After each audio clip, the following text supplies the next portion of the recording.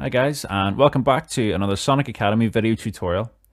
In this one we're going to be using Cubase 5 to create a electro house tune, and I'm going to try my best to use all of the built-in synthesizers and drum machines, etc. that come with Cubase.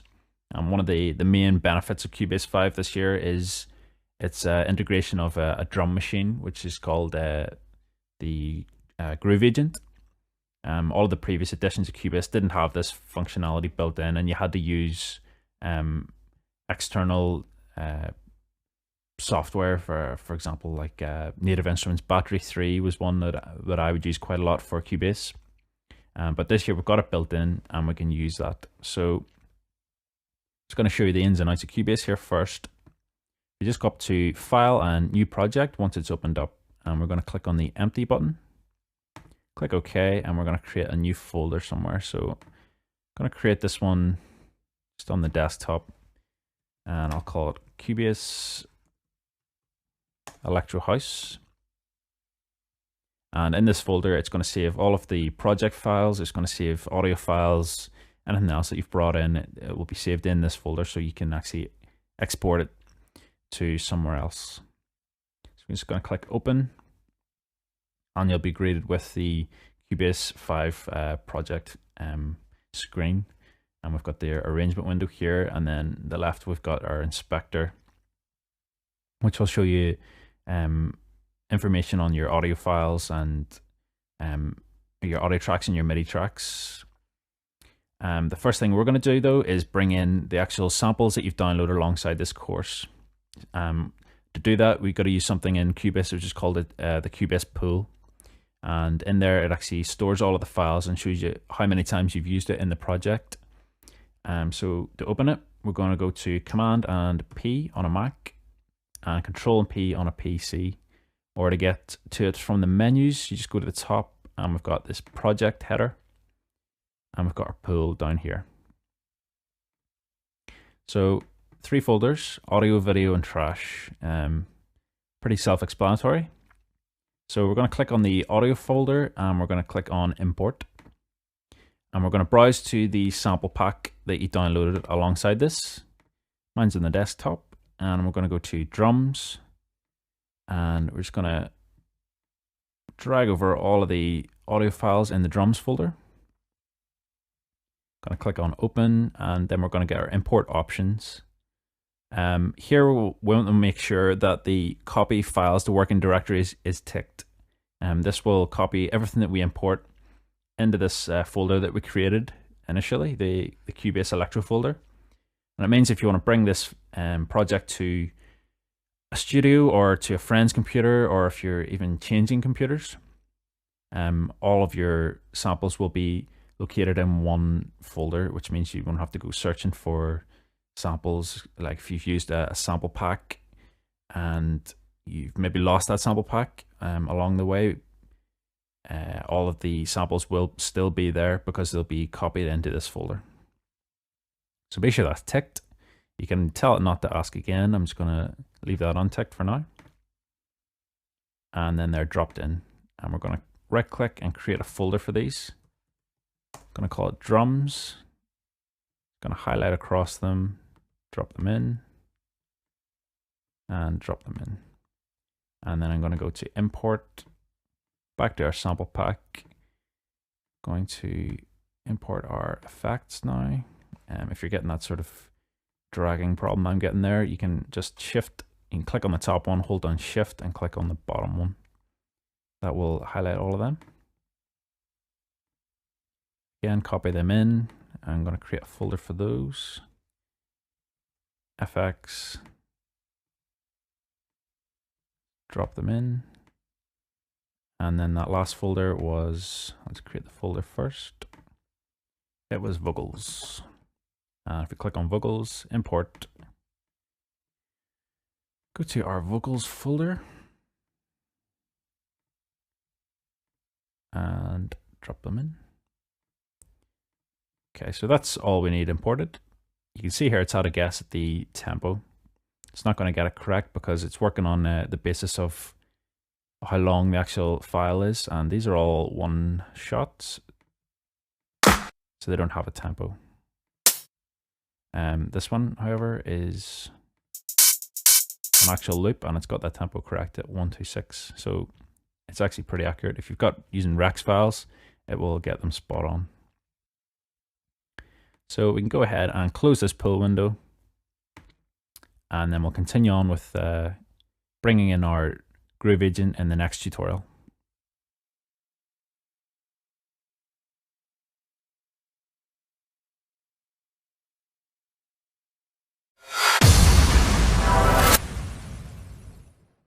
Okay, so we're going to bring in our drum machine now. Two ways we can do this. In Cubase, we can now actually we've got this addition of an add instrument track, which is similar to Ableton Live's MIDI track, in that you actually add the track, the synthesizer drum machine is assigned to that track automatically, and it can't be talked to from anywhere else. The way Cubase of old used to work, you would add a MIDI track, you would then assign it to a device that you've set up in your VST instruments section. For example, your drum machine. I'll just set it up quickly and show you. So you've got your drum machine set up here, you've got your MIDI track, and then you would send your audio or your MIDI track to that drum machine. This is the way we want to work it. If you use the alternative method, which is to use the actual instrument, I'll just set that up. The instrument track, it then asks you which VST instrument you want to assign to it. While this method is very good for the case that we want, the scenario we're in at the minute, we need to actually assign multiple outputs, and you can't do that in this instrument track section. So long story short, we want to go to the devices and go to VST instruments, and we want to set it up this way. The way this works is almost like an external rack as such, in that you set up your instrument, you set up your synthesizer, your drum machine, and then you talk to it through the MIDI track that you set up somewhere else. So we want to click on the number 1 here, and we're going to go to Drum Groove Agent 1. It's going to ask you if you want to create a MIDI track and assign it to the Groove Agent 1. You can do this. I'm going to show you how to do it without doing that though. So I'm going to hit cancel, and then it's going to show the Groove Agent 1 on our front screen. And the setup for this, we've got 16 pads. You can assign a sample to each pad, and then we've got 8 groups as well. So we've got a whole bunch of space here. And then down at the left, we've got sort of main controls, which are taken from individual sections here. So we've got a volume control, which is taken from the amplifier tab. We've got a cutoff frequency, which is taken from the filter pad. So this is just like a front end for controls inside here. So if we click on the voice, I'll show you what's in here first. We've got a forward and a reverse mode, so you can reverse the sample or you can play it forward. We've got a coarse pitch, a fine pitch, and we've got some mute groups, which means the sample won't play twice. If a sample is hit again, it'll cancel the first one. We've got a trigger mode for one shot, so if the MIDI note hits, it will, regardless of the length of the MIDI note, it will continue and play out that entire sample. Key hold will only play the sample for the length of the MIDI note.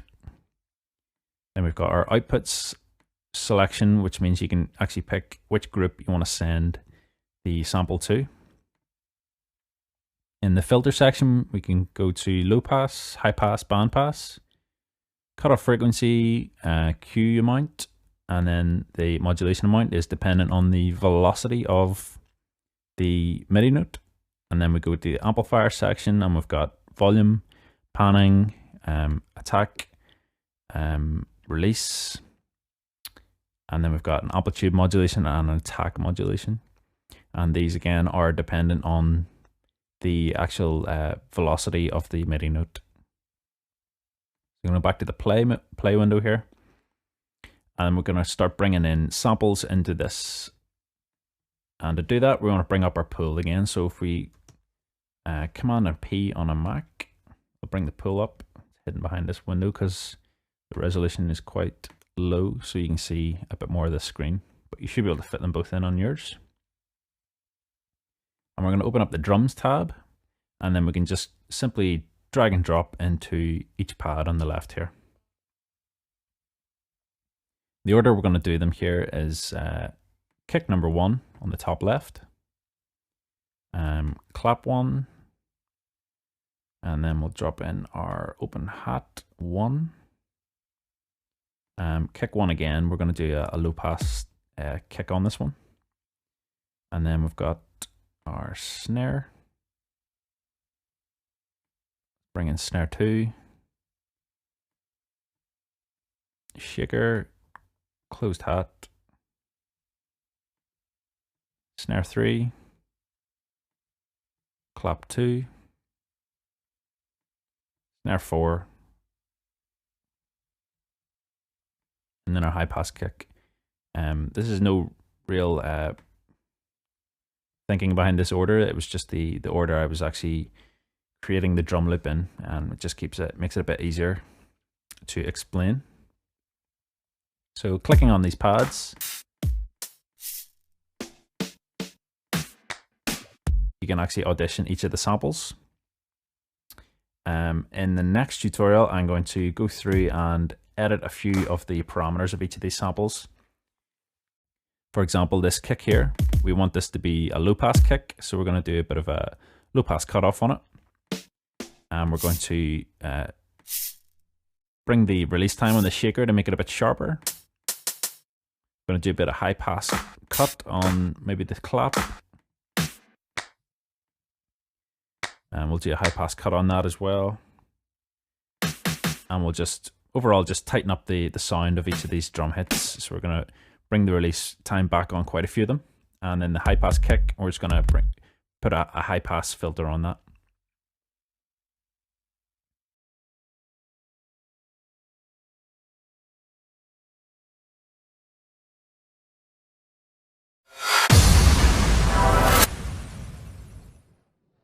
Okay, so we're just going to get our actual drums ready for programming here very quickly. And then we'll go in and actually do a bit more editing afterwards. So we're going to do the obvious changes. So we've got a kick, which is fine, clap, hat. This kick here is going to be a low pass kick. So we need to add a bit of a filter to it. So to do that, we go down to the edit section here, click on filter, and make sure this pad is actually clicked on. Then if we go down to the type, and we want to turn that up until it hits the low pass. And then we're going to change the cutoff frequency to 2 kilohertz. And then that'll just cut off everything below that, or cut off everything above it rather.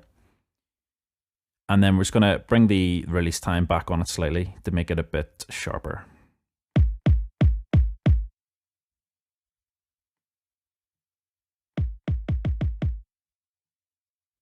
And then if we turn this attack modulation up as well,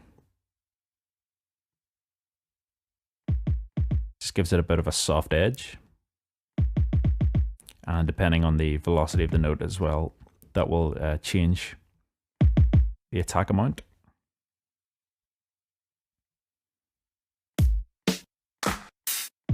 Okay, so we'll just leave that kick as it is now, and then snare, snare. The shaker, we're just going to make it a bit sharper. So we'll go down to the amplifier, click on the shaker, bring the release time back. Going to make it very sharp.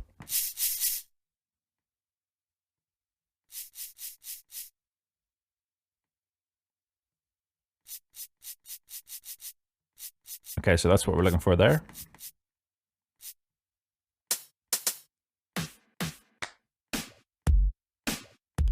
And then this high pass kick, we'll change it. So we go to the filter, high pass kick, and then turn it up to the high pass. Set it about 260 hertz, and that'll just remove the low end. And then everything else is fine for the meantime, and we can go back in, we'll change volumes and release times, etc. later on. So we can just close down our Groove Agent, close down the VST instruments, close down the pool if that's still open. Now you'll notice here we've got a VST instruments folder, we've got a Groove Agent 1 folder, and in here we've got our Groove Agent 1 stereo outs. And we can just close those folders. And if we right click in this window and go to add MIDI track, click on count one's fine, click on OK. It's automatically set us up to go out to the Groove Agent 1. And if it wasn't set up to go there, you would just click on this output section and then select Groove Agent 1. So we're just going to create a 4-bar loop. To zoom in and zoom out, a quick shortcut is the H key will zoom in and the G key will zoom out. So if you set your actual marker to where you want to zoom into, H key will zoom in right in on that marker. If you also click at the top here on your timeline with this position marker here, if you push up, you will zoom out, and if you pull down, you will zoom in.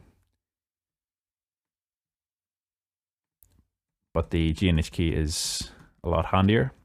One final way of doing it is down the bottom here. We've got this wee slider control, which will zoom in and zoom out. So we're going to set our loop locators across 4 bars. Just need to. Our window's actually cut off at the right hand side here. You'll be able to see all these settings on the right. The quantize, we want to set this just to a bar here, just so we can set these loop locators up. And once those loop locators are set, if you click on that MIDI control that we just set up and double click, it will create a MIDI loop. It'll create a MIDI clip, the length of those loop locators. And then double clicking will bring you into the actual MIDI window, the piano roll window. And in here, all of our samples are able to be clicked on and programmed in. In the next tutorial, we will continue on with actually programming in the loop.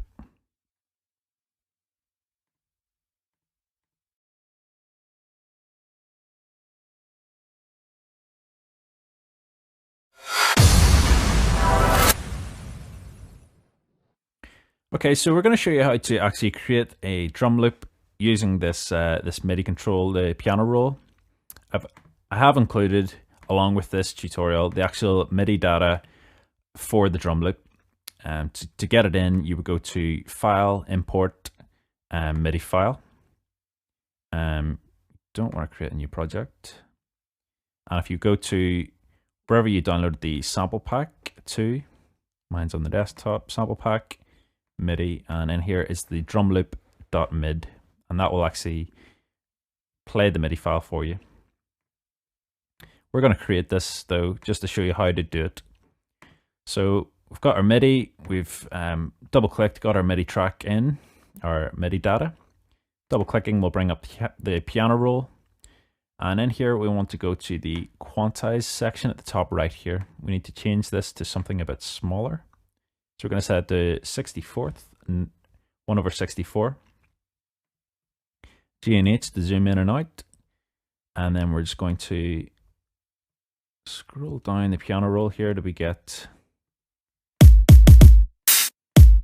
So we've got C2 here, which is our main kick drum. So we're going to draw our main kick drum in. Now, to draw this in, we've got this toolbar at the top here. So we've got our cursor, and then we've got this draw control and a razor. To get these quickly, you can use your number keys at the top of your keyboard. 1 will get you your cursor. 9 will get you your drawing tool. If you also hold down the Alt key, it will bring up the draw tool as an alternative to the cursor tool. So cursor tool, hold down Alt and get your draw tool. So we'll use that. So we've got a kick drum. So I'm going to draw in our kick drum. I'm just going to drag it doesn't really matter because it's set up to play the entire sample anyway. So I'm going to put one on every beat of the bar. Need to watch where we're putting this because we're in such a fine quantize. I'll actually bring this down to 1/8 notes.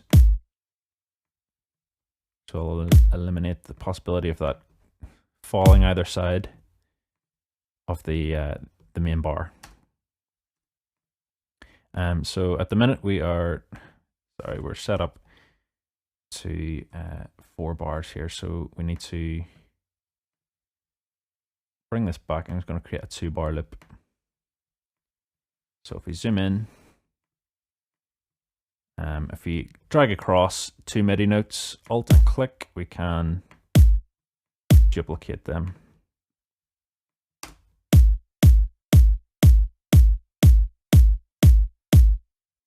Okay, so at the minute that's falling, that as soon as the marker gets outside of the loop locators we set up here, it's just continuing on. So we need to set this loop function on at the bottom here in our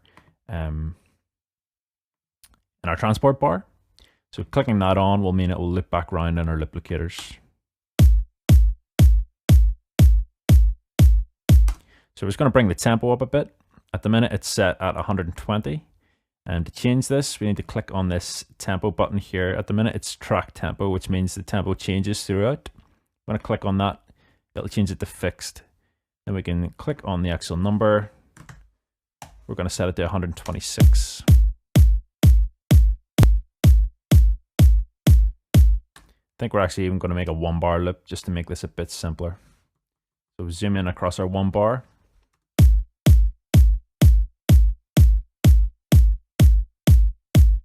Okay, so we've got our 4 kick drums. The next thing we're going to put in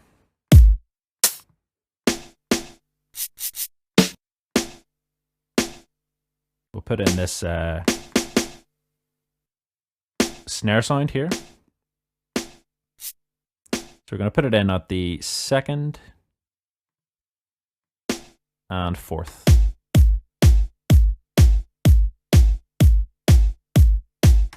What we're going to do is actually move these slightly off the actual quantized hits, so as to give it a more sort of live feel, a bit of a shuffle. You don't want it very rigid like this. To do that, if we turn this snap button off at the top here, it means we can actually drag these samples anywhere we want. It'll not snap to the grid. So we're going to set this one just slightly late. I'm just going to set the quantize up so we can see our grid. So I'm just going to move it off slightly.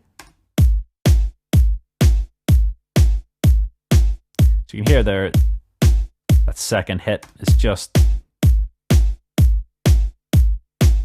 gives it a bit of a click to it.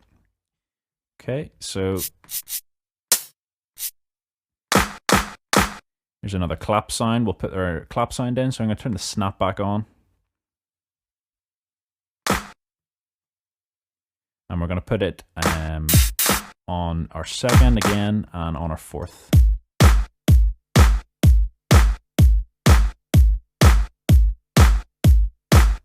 We're going to move these ones slightly early this time. So if we just turn a snap off, move it early.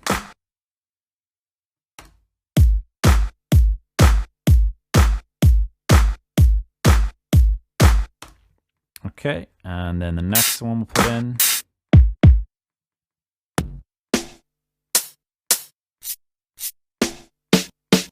Okay, so we've got another snare here. Turn our snap back on.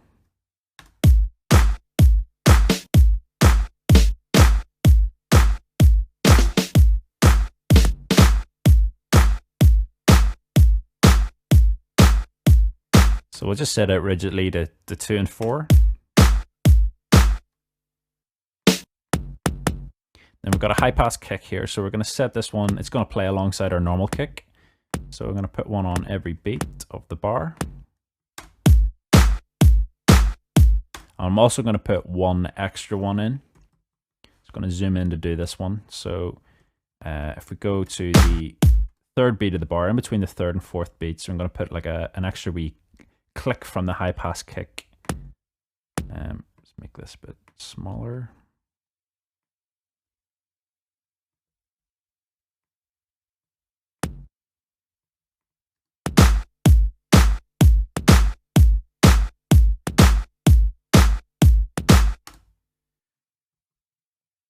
Just zoom in again. I'm just going to move this slightly off from where it's sitting at the moment. The minute it's at 3.4 on our bar.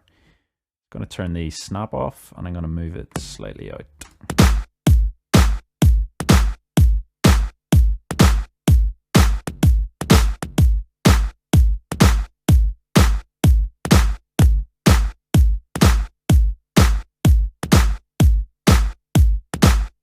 So I'm going to leave it there just before the second part of 3.4 in the bar. And I'm going to bring the velocity back on this one. At the minute we're set to pitch bend at the bottom, but we can change that. If we go down to this control at the bottom left, click on velocity, we can actually see the notes velocity for all of our hits. I'm just going to drag across this single hit, and I'm going to bring the velocity back.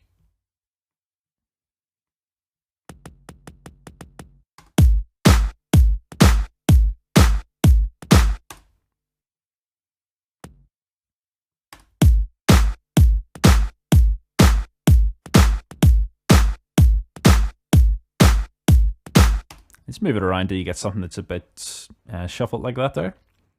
And then the next one, got this big wobbly snare here. Turn the snap back on.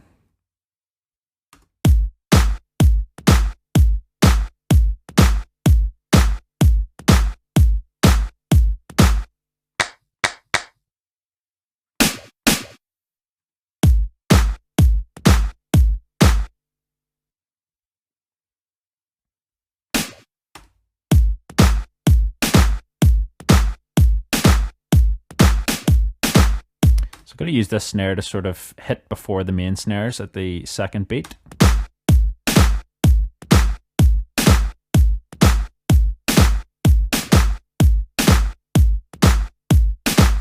So it's almost there at the 1.4. I'm just going to turn the snap off again. I'm going to move it slightly out.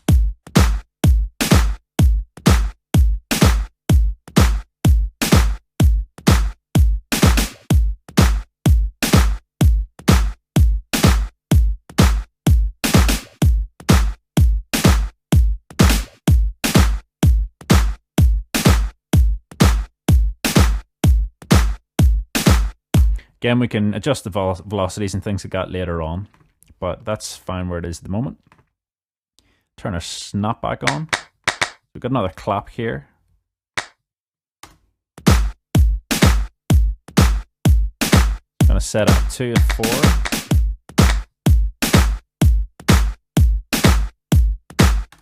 And I'm going to set this one just out slightly again. I'll move it to the right.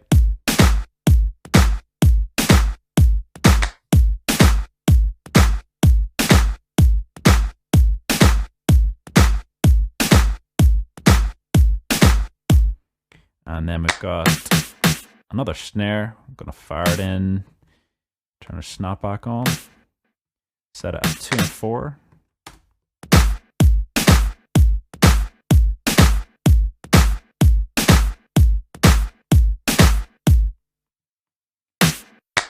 Okay, so let's see what else we've got. We've got a shaker here.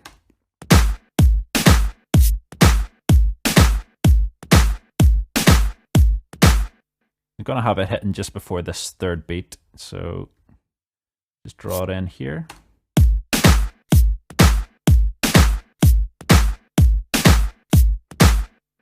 Going to zoom in and move us around just so it sounds a bit better.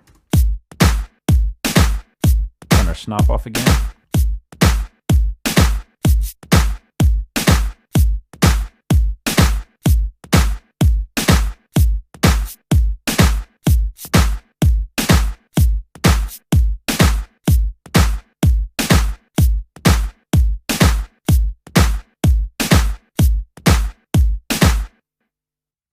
Okay, that sounds fine where it is there. So we've got some hats here. Turn our snap back on. So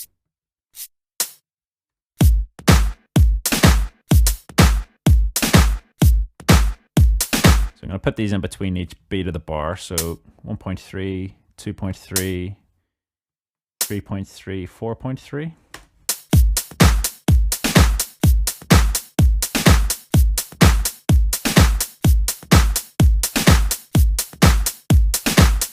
I'll just move the first one out slightly.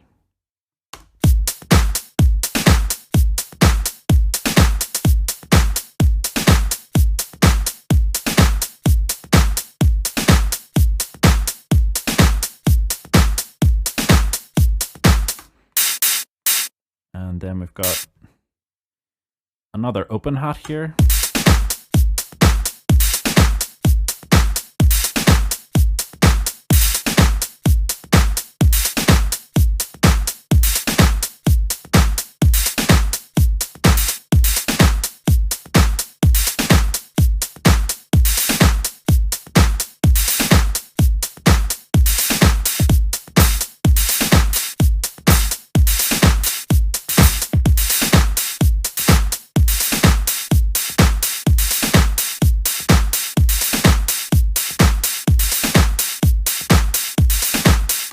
So I'm just going to move a couple of these out. So I'll turn the snap off and I'll just move this one just left slightly. And I'll move the last one just maybe right slightly.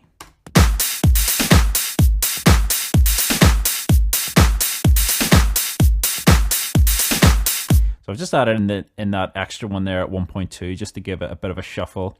And I've left the one that usually comes in at 1.3 just later than normal just to change the rhythm. And we're just going to go back in and we're going to change the release time of that there just to make it a bit sharper. And then the last thing we've got here is this low pass kick, which we're just going to use as a thud to give it a bit of a, just a bit of a break in it.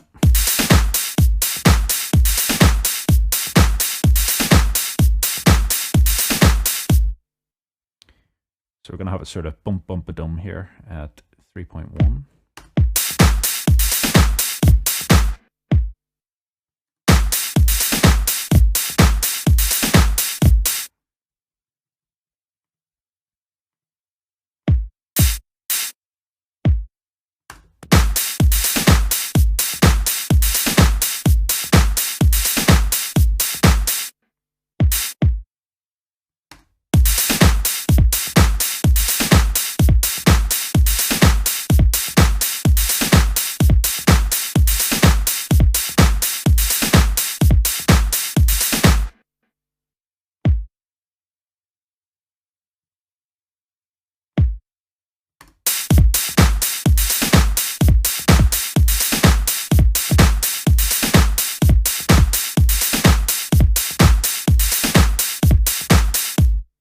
Going to set it about there.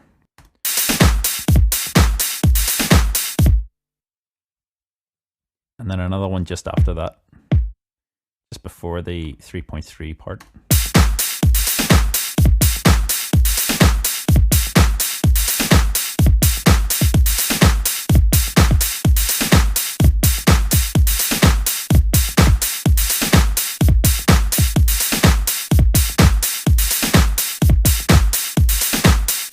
You can hear how moving these around affects the rhythm there.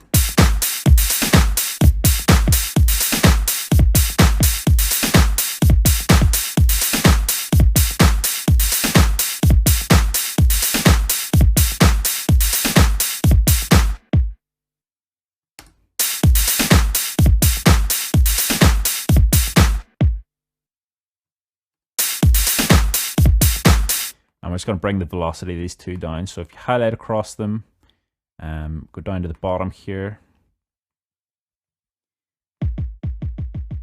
bring the velocity back. Ooh.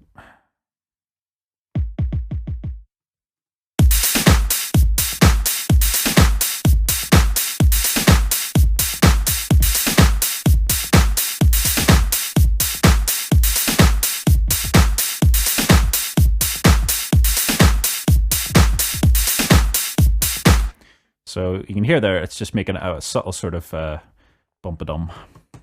Okay, so that's our drums programmed in, well, that 1 bar loop anyway. In the next tutorial, we're going to go through and edit some of the velocities and release times of the actual samples in there.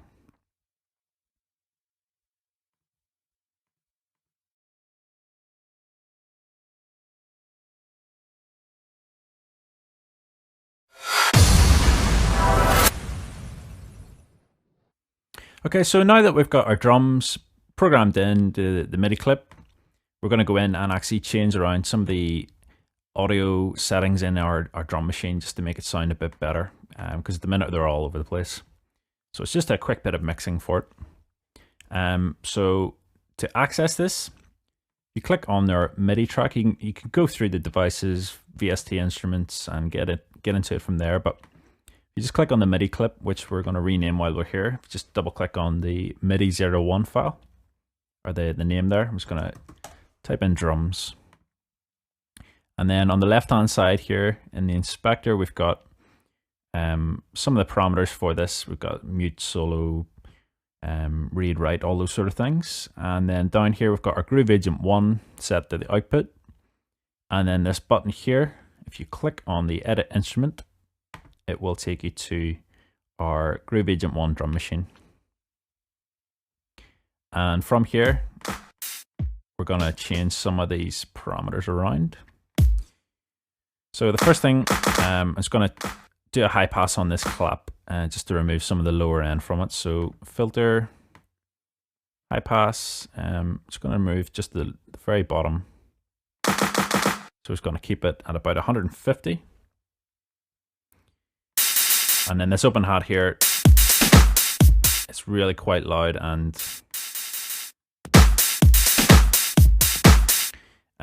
we don't want the release time just so high in that. So we're going to go to the amplifier on that, open hat, release time.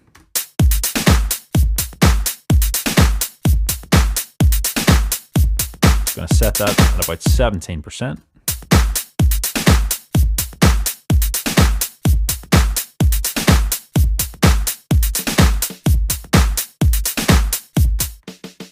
We're going to do a high pass on this snare.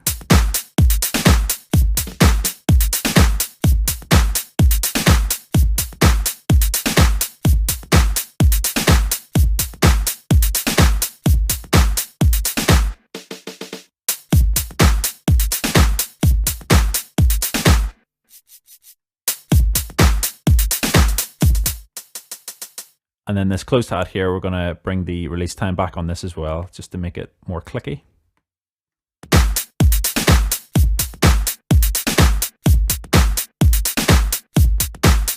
You hear how that cleans it all up there.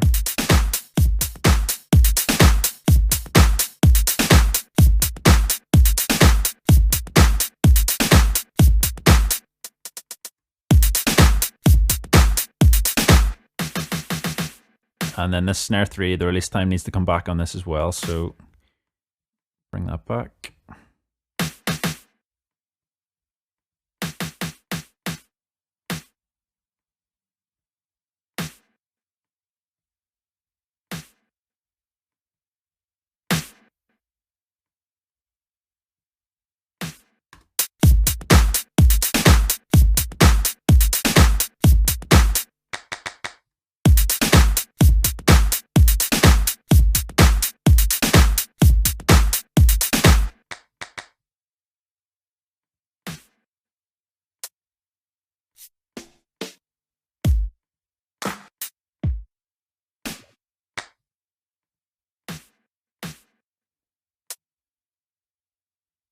Didn't actually mean to put a high pass on that closed hat there.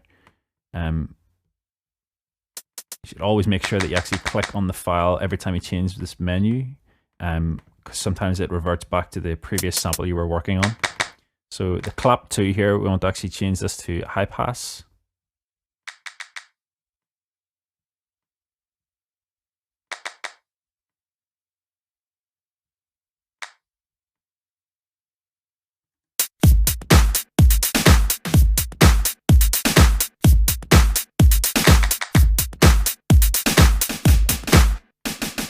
And then this big wobbly snare here, we're going to bring the release time back on that.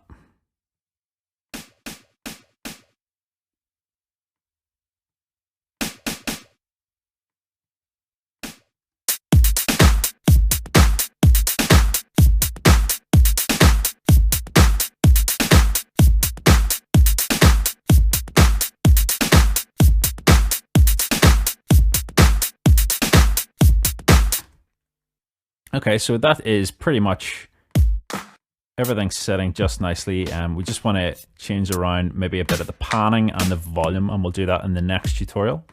And we're also going to set up some groups and things like that there, just to keep everything nice and separate and contained, and easy to use and edit further on when it comes to compression and things like that there.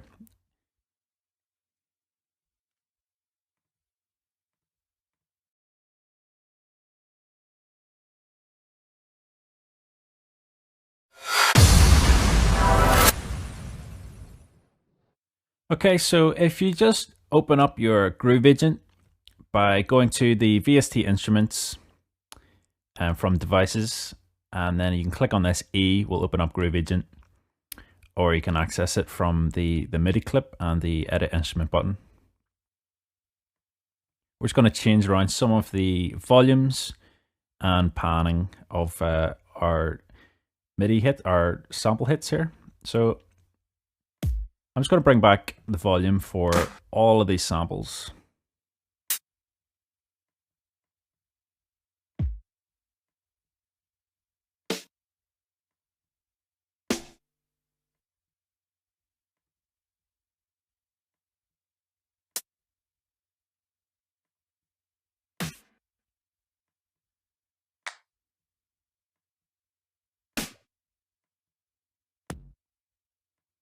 Okay, so we've got a blank template to use now. So I'm going to keep everything from clipping and things like that there. So kick drum is usually going to be the loudest of the lot. So I'm going to use the kick drum initially. So I'm going to bring the volume up with the kick drum. I'm going to hit play.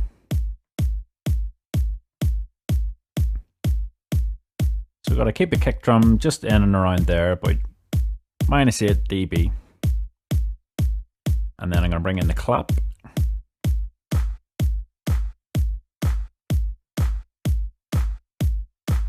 Going to keep that at just there, -18. Then the open hat.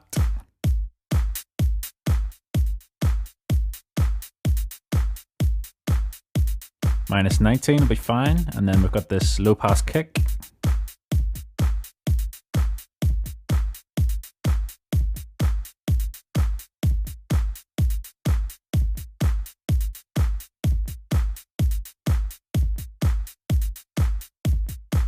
I was going to send it off to the right slightly.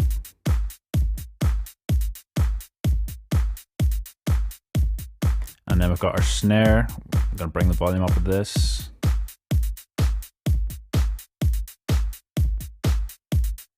And we're going to pan this one slightly to the left. You don't have to send it to the left, you could send it to the right. I'm just doing it just to fill out the sound a wee bit. And then our second snare here.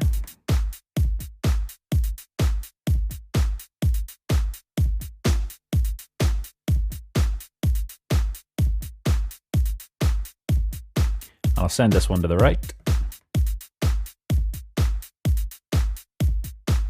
And then our shaker.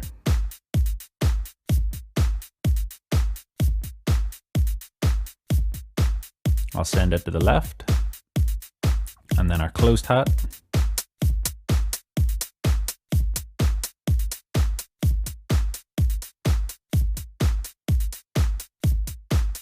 And then our third snare.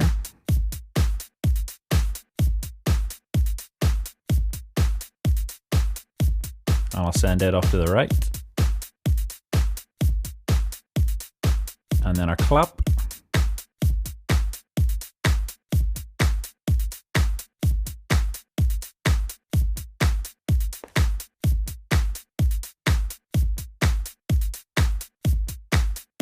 About -5, and then we'll send it to the right.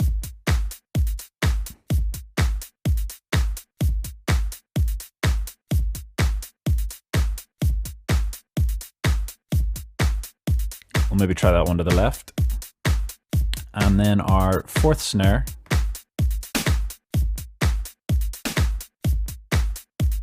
It's the sort of off hit one. We'll keep it quite low and we'll send it off to the right.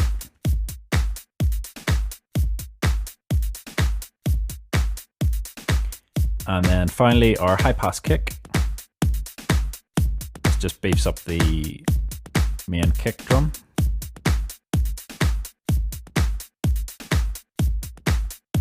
adds a bit of a high end to it and a mid thud.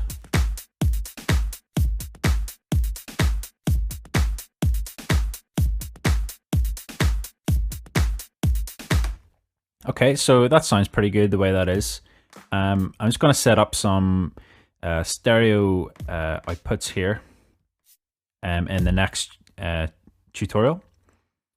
We want to send our kicks out together, we want to send our claps and snares out together, and we want to send our hats out together. So I'll show you how to set all that up in the next tutorial.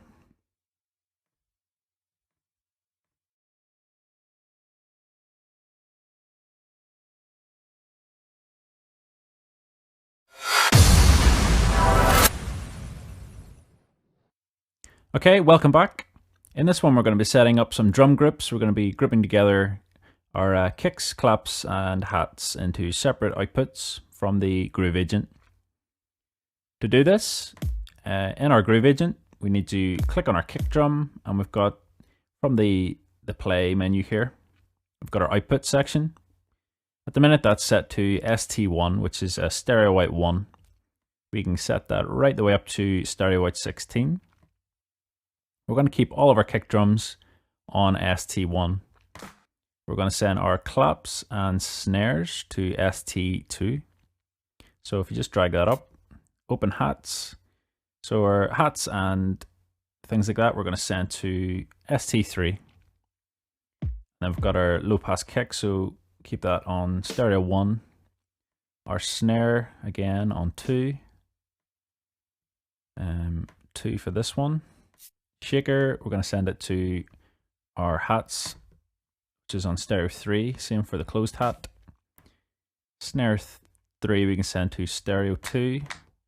Clap we'll send to stereo 2. Snare we'll send to stereo 2. And our high pass kick we'll keep it on stereo 1. Okay, so at the minute, once you've done that, you can actually hear, you can't hear anything that isn't playing on a stereo 1 track, and that is because we haven't assigned the actual Groove Agent to create those tracks for us. It's not very obvious how to do this. To do it, we need to quit out of the Groove Agent, and this is one of the main reasons we need to actually use the VST instruments to create this drum loop. If we had gone through the route of using the add instrument track and putting our Groove Agent into it, the same sort of way Ableton works, we can't actually set up these external group tracks. So we need to go to Devices, go to VST Instruments, and the Groove Agent 1 here at the top. Just to the left hand side of that, there's this wee sort of output box, wee box with an arrow coming out to the right. If you click on this, you can see all of the outputs that the Groove Agent will allow us to send out. So at the minute we've only got our GA1, so we want to click on the GA2 and the GA3. So if we go back into our Groove Agent, we can now hear everything coming out of stereo 2 and stereo 3.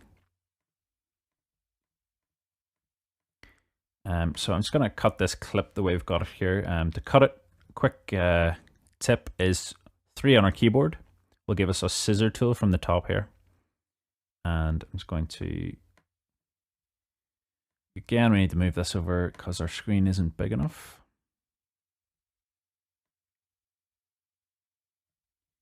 And if we just cut, and then 1 brings us back to our arrow tool, we can just click on that and delete. So we've got our 1 bar loop there. Okay, so we're going to set up some folders and group tracks here now. So I'm going to right click, and if we go down to add folder track, and we're going to rename this drums. And outside of this drum track, we're going to create a drum bus, which will have all of our drum samples coming out of. This is just one way to set it up. It isn't set in stone how you actually do this. This is the way I would work personally. It keeps everything neat and tidy for me. So we're going to right click, add a group channel track, and we're going to get the options up, how many you want, stereo configuration, and we're gonna go for that. We're gonna go for stereo and 1. Put it into this wee subfolder of group tracks. We want to just take that out of there. So grab the group 1 and drop it just below the drums. And if we just click on drums, or double click on that name, sorry, and rename this to drum bus, and we can just get rid of that group tracks folder. Now we want to route all of our actual outputs from the Groove Agent to this drum bus. So up at the top here, we've got our VST instruments. And there we've got Groove Agent 1. And now we've got Groove Agent 1.1, Groove Agent 1.2, and Groove Agent 1.3, which is our 3 different outputs. So we've got Stereo 1, Stereo 2, Stereo 3. So we can actually rename these because we have our kicks on Stereo 1. We have our claps and snares on Stereo 2, and we have our hats, shakers and things on Stereo 3. Now the output of these, if you'll notice, once you click on each of these in the inspector on the left, the output is going direct to the stereo out. We want to click on that. We want to go to our drum bus. And the same go for our claps and snares, drum bus and drum bus. So now all of these kicks and snares are going to this group track, which is then going out to our stereo out. So we can actually move the kicks into our drums folder. We can move the claps and snares into our drums folder. We can move the hats into our drums folder. And we can just do away with the Groove Agent 1 and VST Instruments folder. We can just hide that down at the bottom. So we've got, that one didn't go in. So there we go. We've got kicks, hats, claps, and snares. So we're going to create a subfolder inside the drums. So if you right click, add a track, add a folder track, and we'll call it kicks. So we can drop, we'll drop our kicks just next to that. Then we've got our, add a folder track, got our hats, drop our hats next to that, and then add a folder track and claps and snares. And we can just drop that next to that. So all of these, I want to make sure that they're inside the drums folder, which they are now. And inside each of these, we want to drop in our MIDI data for each individual one in there. So at the minute, we have various different claps and snares. So we're going to have our MIDI data for each of those put into there. Each of the hats are going to be in here, and each of the kicks are going to be in here. And we've kept the volume control outside of the folder for that, but just below it, so that we can actually do any automation very quickly there without having to go into the individual folders. So we've got our drums folder, we have a drum bus below it, so we can edit the volume of the overall drums, and then expanding that out, we then can edit the volume for the individual ones from that point of view. And then if we want to go in and see the MIDI for them, we can expand these folders out once we put it in. To do that, we're actually going to split down this MIDI clip here, and we'll do that again in the next tutorial.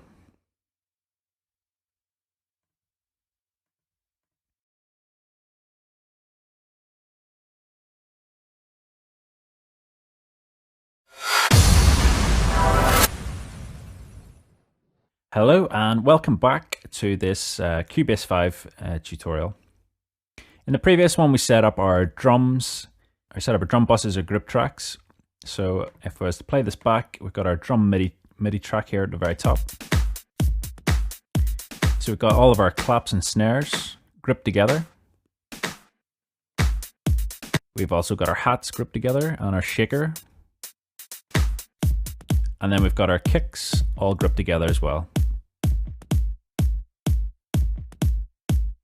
And as you can see, all of these audios are actually coming out, and the drum bus is coming up there as well. So soloing the hats, our hats are actually going direct to the drum bus.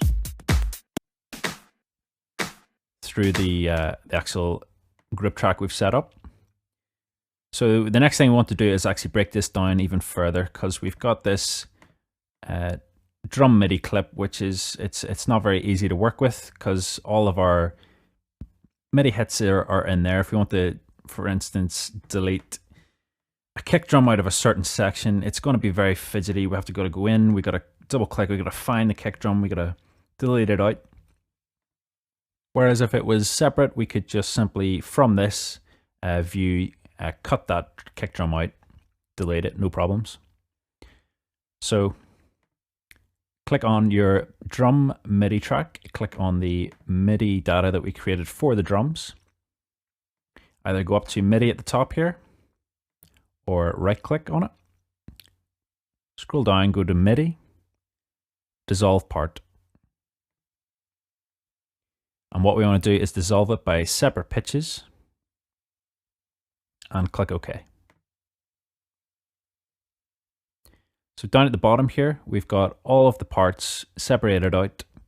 So we've got MIDI G1, C2, D2, B1, all the way down our piano roll. We solo the top one.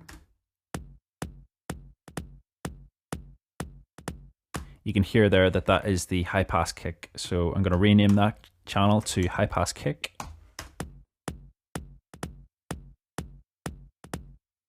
I'm going to click on the next one then, which is C2. This is our main kick, so just kick. And then on D2, we have a hat.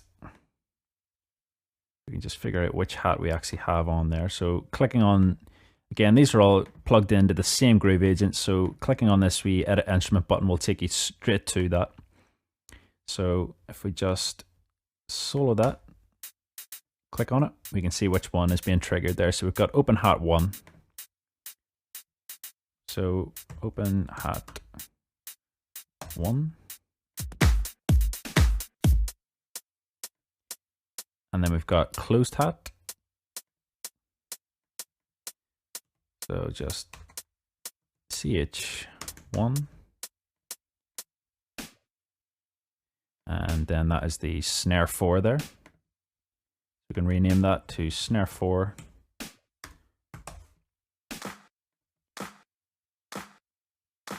Clap 1.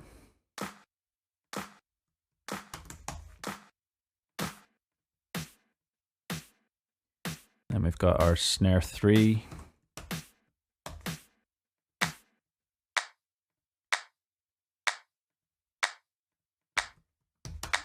Clap 2.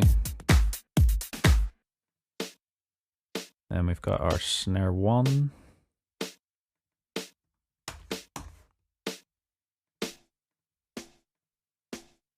Snare 2.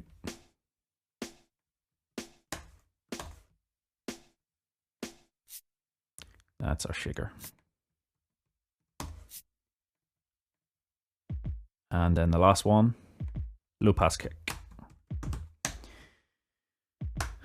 So as you can see, it's quite time consuming doing this here, but it does help in the long run. And once you've got it all set up, you're good to go. So we've got our high pass kick. Next thing we want to do, drop it into its relevant folder. So high pass kick, we want to drop it into kicks. Kick, I want to drop into kicks. Open hat 1, we want to drop into hats. Closed hat 1, we want to drop into hats. Snare 4. Claps and snares. Clap 1 goes into claps and snares. Snare 3 goes into claps and snares. And clap 2, snare 1. Snare 2. Shaker goes into hats. And low pass kick goes into kicks. There we go. We can just reorganize these.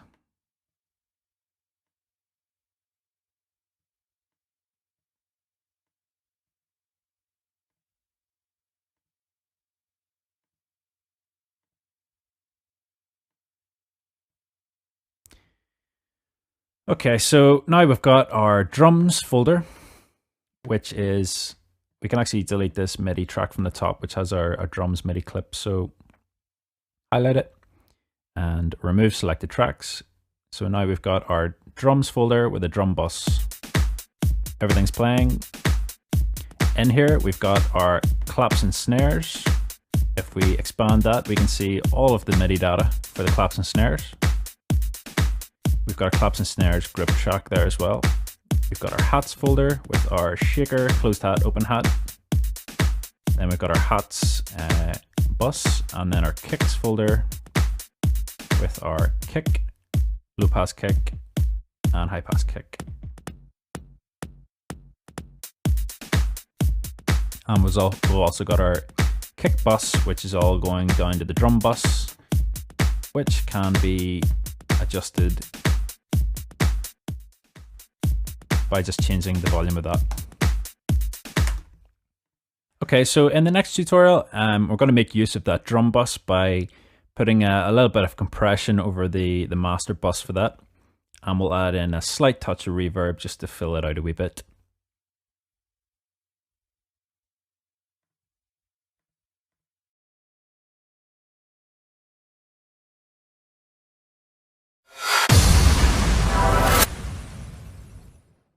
Okay, so we've spent quite a bit of time on our drums now. It does take a bit of time to get everything set up in Cubase, but it does encourage you to think more about what you're doing, spends more time getting things ready, preparing them, and getting them perfect. So it does pay off in the long run, and it is something you can recall again in future instances if you need to. Knowing that you've put the time in to get everything correct. So in this module, we're going to just add a slight bit of compression to the drum bus, and we're going to add in our reverb unit using the built-in one in Cubase. And we're going to send just a couple of parts of the drums to the reverb unit. We can show you how you do that and make use of the group tracks that we've actually set up. So initially, we're going to go to the drum bus here. So if we click on it, and on the left in the inspector, we want to go down to the inserts menu. And in here, if you just click on any of these spaces, it'll then bring up a menu where you can pick from any plugins that are built into Cubase or anything that you've actually downloaded as a third-party plugin. So we're going to go down to Dynamics and Compressor. And I'll bring up the very basic built-in compressor in Cubase. It's got a sidechain input, so it is quite useful, and it's different from previous versions of Cubase. I think it was in Cubase 4, but it definitely wasn't in Cubase 3, and it was very awkward to get sidechain working, so it is a great feature to have in. So we're just going to play around the drums, and I'm going to turn the ratio right up and bring the threshold back. I'm going to set the release to auto. And we're going to get that sort of suction noise. So from here, I'm just going to bring the threshold back up again. So you can see here the amount that is being reduced. And we obviously don't want that much, so bringing the ratio back is going to bring that back also. So we only want a slight bit of compression. So here, there, ratio at 0, we're not getting any gain reduction at all.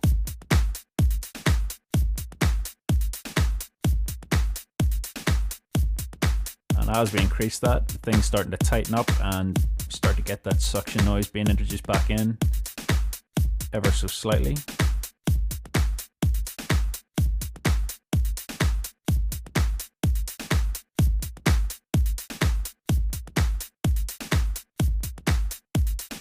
Okay, so the next thing we want to do is we want to push the attack up because we don't want the drums being completely squashed from the get-go. So want to let the initial kick drum through and any sort of dynamics from the actual files or from the audio files themselves.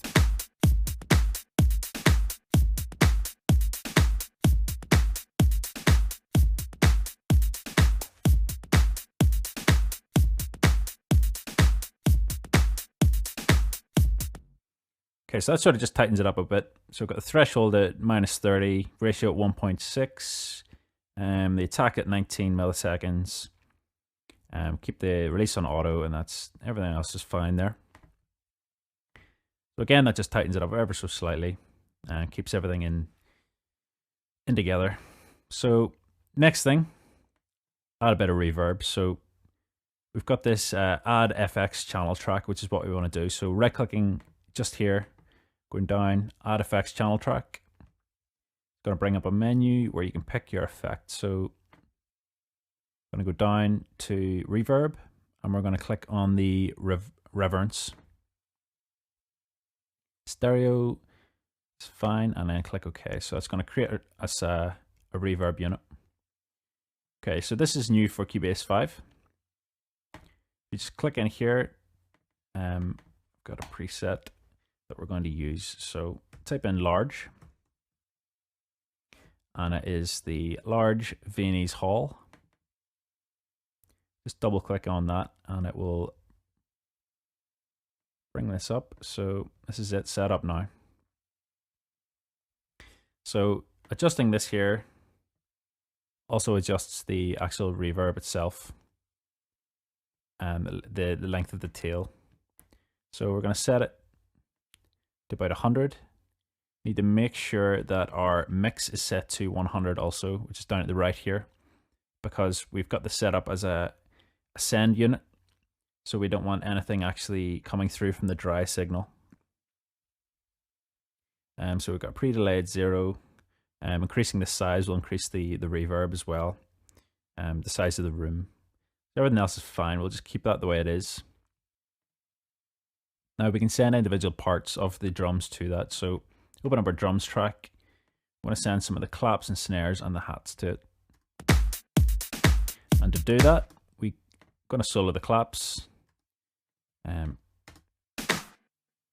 we click on the claps group track, go down to the sends, and if we click on the any one of these outputs here, we can then click on the reverence, turn it on, and then select how much you want to send to the reverb unit. We need to re-solo this to hear that.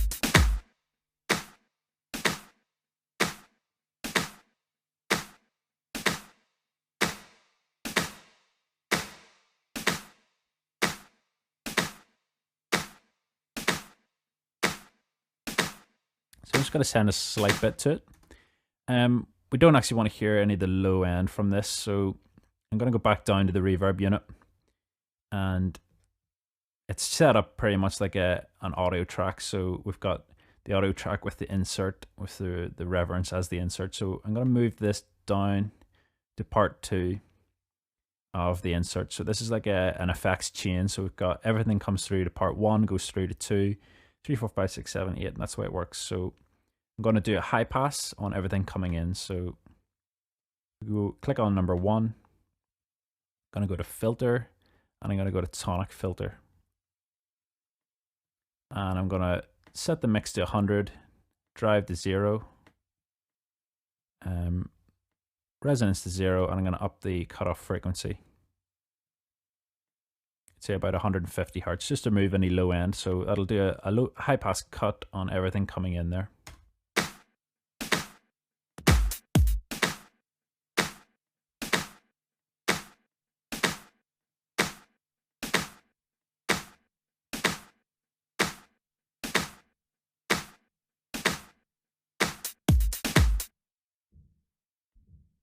Sorry, I've actually done a low pass cut there. I forgot to set it to high pass.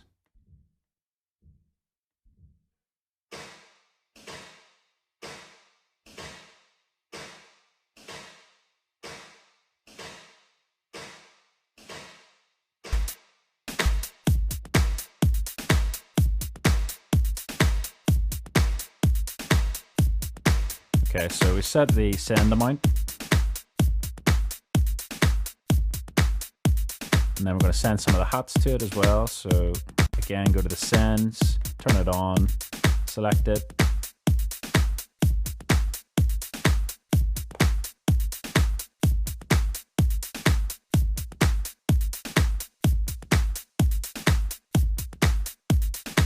And then you can actually go into the actual reverb unit and edit anything that you like to change. So you could turn the time scaling up.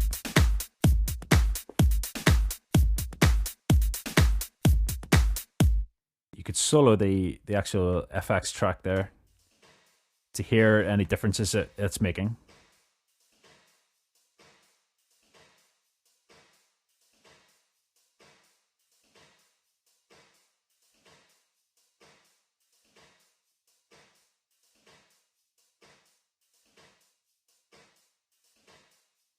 So you can hear there by turning the time scaling up that you're getting more reverb.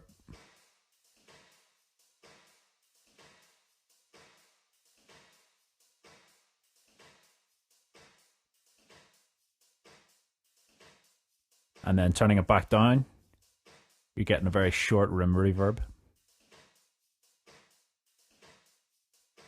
So we're going to keep it quite high because we want it quite a floaty reverb. It takes a couple seconds for it to come through.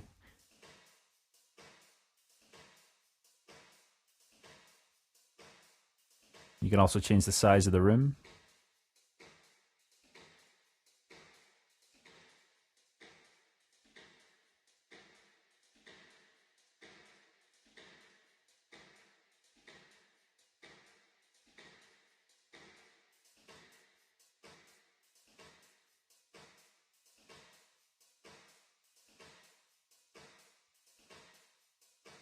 So just have a play about, find something that you're comfortable with. And we're going to keep this just at about 130 and 102 is the size.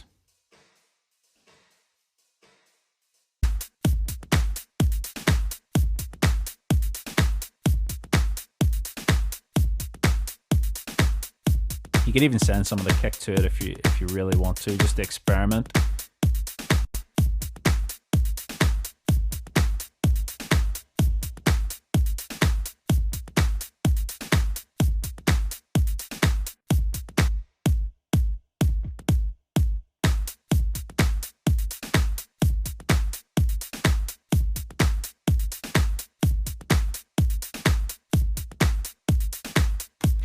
As it's high passed, it won't actually affect any of the muddiness down in the low ends anyway. So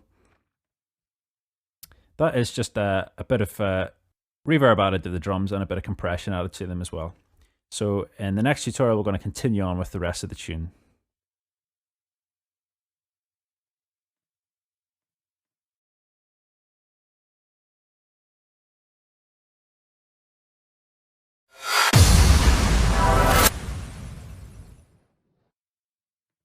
Hi guys, and welcome back to this Sonic Academy video tutorial on Cubase 5. We're going to continue on by bringing in a bass line into our track now. Well, more of a guitar plucking sound. In the Ableton videos, we actually used a guitar sample and we put it into Ableton's sample player, but Cubase doesn't actually have one, so we're going to use an alternative method, and we're going to use Cubase's it's cut down version of Halion, and it's called Halion 1, and it has banks loaded into it, and you can select the different instruments from it. So I'm just going to show you quickly how that works. So if we right click on the left here, go to add instrument track, and then going to select the count as 1, so it'll just be one instrument track, and then we click on the instrument. We're going to go down to Halion 1. Click on the OK button. And then that will open up as a MIDI track with the Halion assigned to it. So if we click on the Edit Instrument button, this will load up Halion 1 for us. And then if we click on the presets, type in guitar and type in steel. And then we're going to use this bright steel guitar template. And from here you can edit various parts. You can there's a filter on it there. Then there's your attack and release for the amplitude filter, amount. We've got decay for the filter, and then we've got a reverb mix. We're going to turn the reverb mix down to 0. And then I was going to show you a quick tip. If you don't actually have a MIDI keyboard plugged into your computer, You can audition the same way as you can with Ableton using your QWERTY keyboard. And to do that, you need to hit the Alt key and then K. So Alt and K will bring up this keyboard section down at the bottom here, and you can actually play now on your normal computer keyboard. Anything that is actually set to the record arm here. So you can audition the sound, so you can change.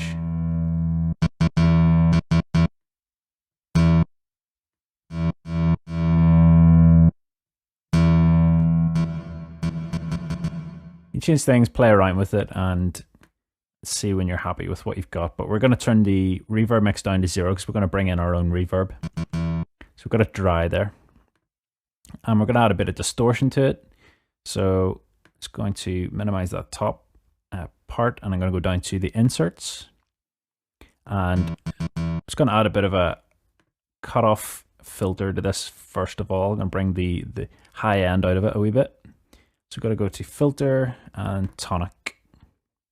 And this will just bring up the old tonic filter. So we turn the mix up to 100, turn the resonance off, and I'm going to set it just at about 2.8. I'm going to turn the drive up. A bit of distortion to it, and then we're going to add in an actual distortion unit now. So if you go to the inserts, click on the second one, we're going to go to distortion, and we've got this new amp simulator. And if you go to the presets again and type in rock as your preset, and we're going to use the rock star. I don't think that loaded up. There we go. Okay, so we can actually cycle through by clicking these buttons at the bottom here, which octave you're on your keyboard. Okay, so amp simulator's open, and we've got our low pass just before it. And then the final thing we're going to do, well, penultimate thing, if you will, we're going to draw in our actual MIDI data first. So we can just go to our arrangement window and drag out a bar loop. And then we can play our drums round and sequence in our notes. So once that bar has been drawn in, you just double click.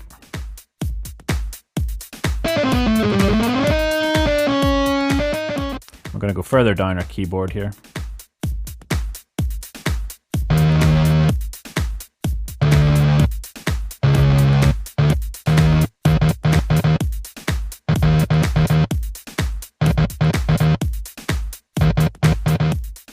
Okay, so we're going to play that sort of rhythm there.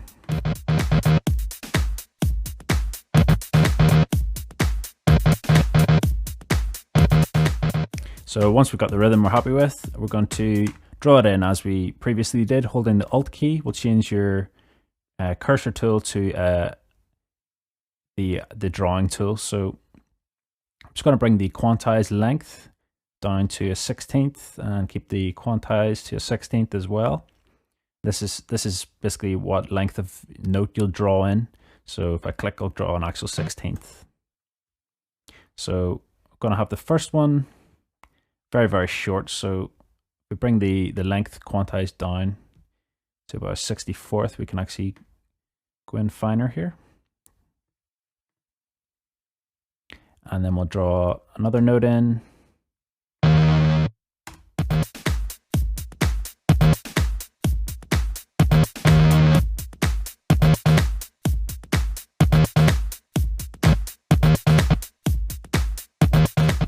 And then a final one here.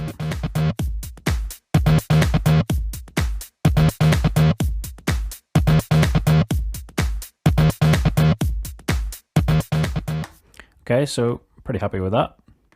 Just leave that like that, and then we're just going to fill that out a wee bit by doing the stereo delay trick that we've covered in previous modules and in a couple tech tips as well.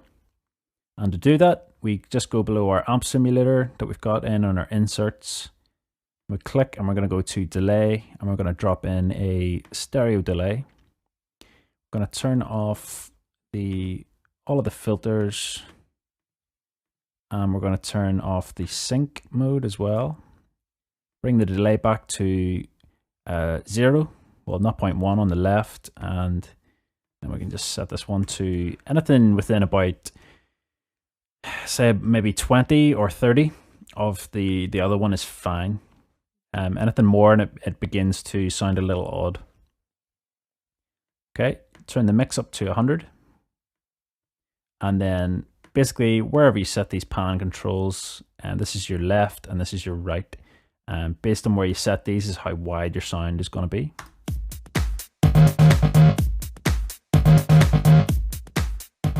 So if you're to set them very narrow,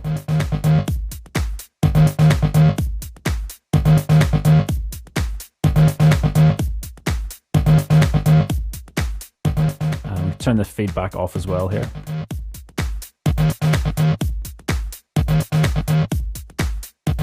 So if you set it to about 10, you're going to get something very narrow. If you set it to maybe 60 or 70,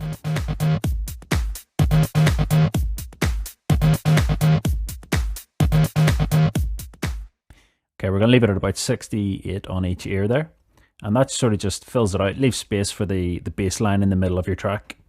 And then we're just going to rename it first. We'll call it guitar. And then we're going to bring the volume back.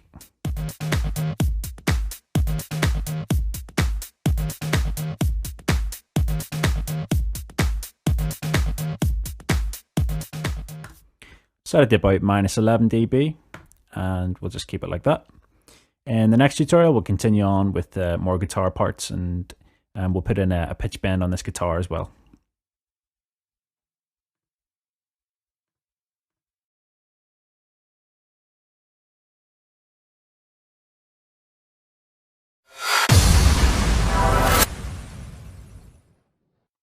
Okay, so just before we get started, I'm going to bring in another reverb unit to send our last guitar part to. If you play it back round, it's actually quite dry. I just want to set up a small room reverb just to give it a bit more character. So if we just go down to the bottom here, right click, and go to add effects channel track, and from our effects we're going to pick the reverb, and we're going to pick the reverence again. Click OK. From here we're going to go to the presets. If we just do the search, we're looking for our room reverb, echo room.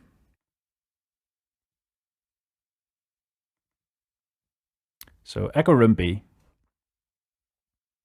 and we're going to send a bit of the guitar to this, and we're going to just have a look at the parameters that are in there. So we go to the guitar part, go down to sends, and if we just select the FX2 reverence, it's going to rename this to short, or we'll call it room reverb,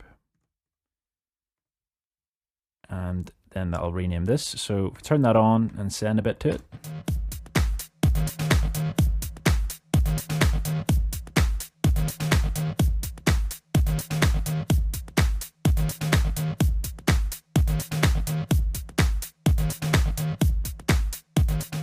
So it's going to shorten the tail on this.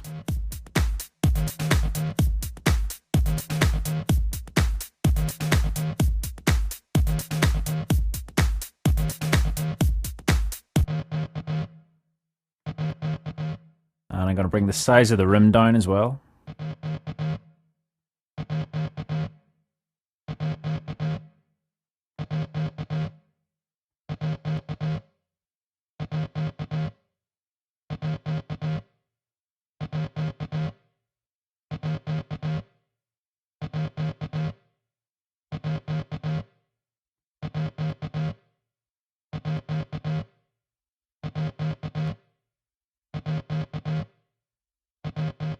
I'll turn the early reflections down, and then the rest of it, make sure the mix is at 100% and the rest of it's fine. That just gives us a short room reverb.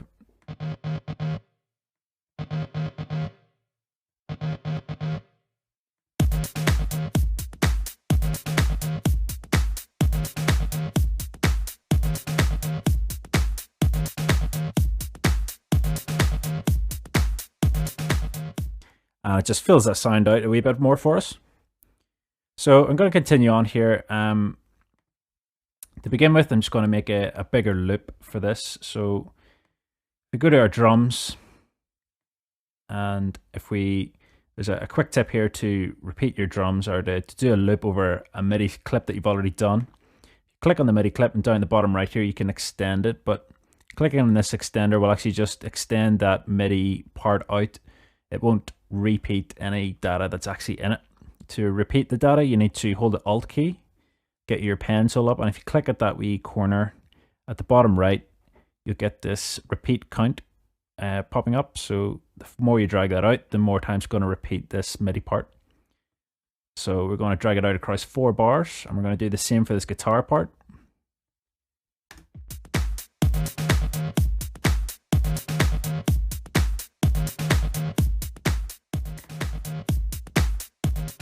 So now I've got 4 bars, all playing the same thing. And to extend your loop locators across those 4 bars, you just click on them and move them to the right, and that will loop across that. Or a quick way of doing this as well is highlighting across the parts that you want to repeat. And if you hit P on your keyboard, that will automatically wrap those loop locators around it. So if you wanted to loop this 1 bar section, click on it, hit P, and that'll wrap around that automatically for you. So we're going to wrap around all 4 bars. Okay, so I'm going to create a new track here, add an instrument track, and we're going to go to the synth section, and we're going to grab a prologue.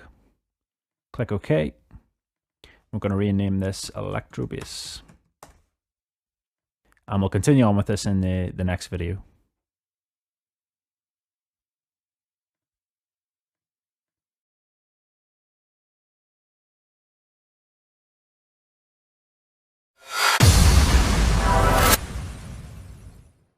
Okay, so bundled along with this course is some Silent patches. If you do have access to Silent, I've put in a Silent patch called Electro Bass. I'll just bring it up here.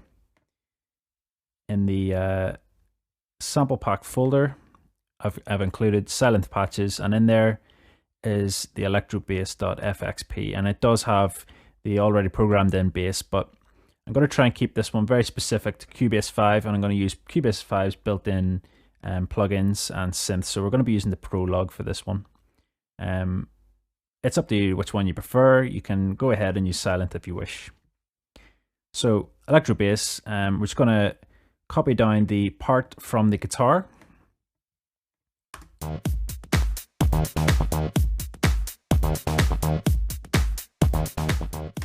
Okay, so first of all, it doesn't sound very good. So we're going to have to pick, change around some of the settings in the Prologue. So if we click on the Electro Bass, click on the Edit VST, or the Edit Instrument button, we'll get the Prologue up on our screen. And the first thing we're going to do is just delete some of the settings that are already here. So we're going to bring the emphasis down, shift, tracking, bring these all down, open up the filter, and bring the drive down. And then down at the bottom here, we've got some envelope modulation. We're just going to turn all these off. There is no reset button as such on this program. This is a bit inconvenient, but these are mod wheels. We're not be using them, so we can just leave them as they are. All of the effects modules are off. And then we've got an LFO modulation here, which we can turn that off as well. So these are all empty, and the envelope modulations are empty as well.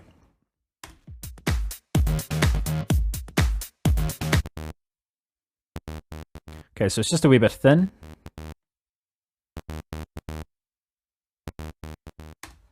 What we'll do is bring the coarse button down an octave here. And I'll just play a lower thudding type sound with the sawtooth that's in here. We'll bring the volume of that back because we're going to have the other two oscillators playing as well. This oscillator, we're going to have the sine wave playing, and we're going to turn it up. And that just brings a real beefy bottom end to it. The last oscillator, I'm going to turn this up as well. I'm going to use a square wave just to give a bit more character to the wave type. Bring out the sort of mid to high end of it. We're going to bring the coarse function up by 12 semitones, which is another octave.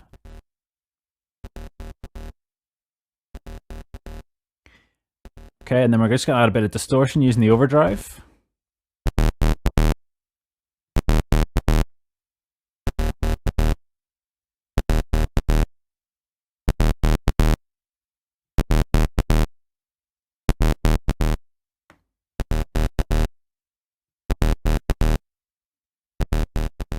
Okay, so we'll leave it at about 12. It's quite distorted there. It's actually losing some of the characteristic, but it is beefing it up. So the next thing we're going to do is just keep it under control. I'm going to go out of this and we're going to add in, let's play this back to see what it sounds like first.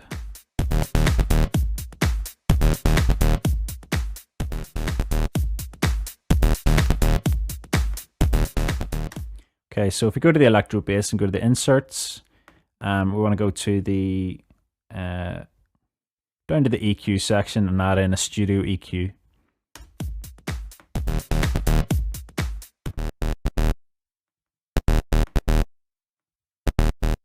Just going to turn a point on here and change the bell type, or the EQ type, to a bell here, which is the sort of peak. Going to add a bit of a boost, and we're going to go down to the lower end here. So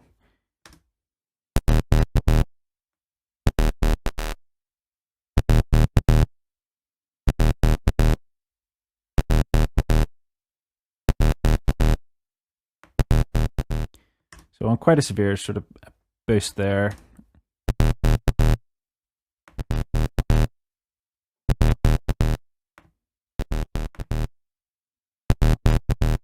Just adds a wee bit of a mid-range there, or sort of a low, very low, just above the sub bass range. It just adds that in. So we're going to add another curve.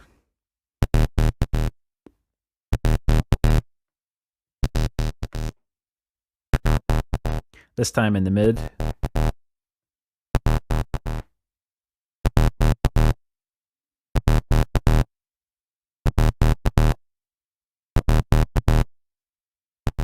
And then one final one, a wee bit higher up than that, just below the very high end, so around about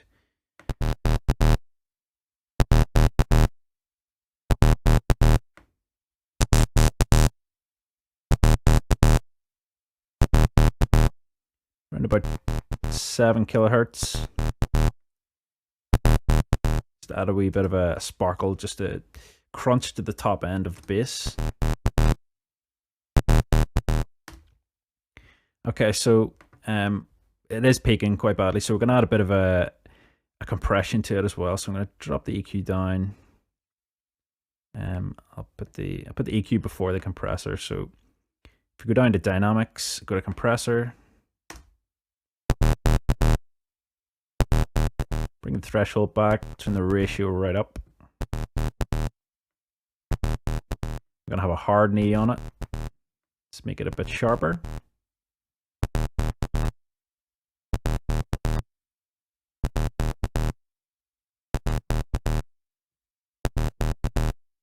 Now I'll set the release time to automatic. We'll bring the, you can hear playing with the analysis type of the compressor. Gets you a softer edge on the note there. Using the peak analysis or the RMS is going to get you a lot sharper. So go for somewhere in the middle.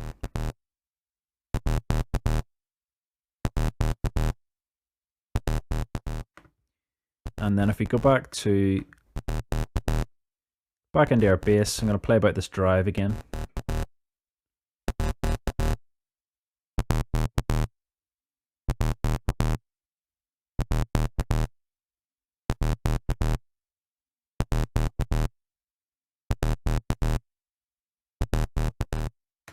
Okay, so we're gonna leave it around about 12. Last thing we're going to do to this, just add in a bit of a reverb to it. So if we go down to our sends, I'm going to send it to the reverence that we set up before.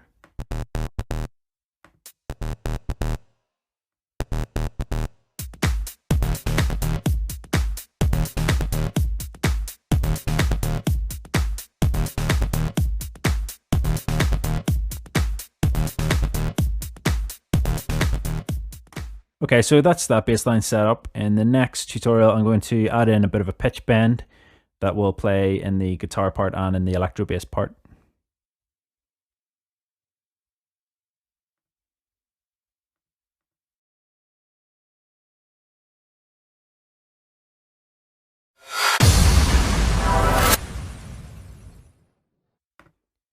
Okay, so we're just going to add in a bit of a pitch bend into the electro bass part. So if I play it back round, I'll show you where I want it to come in.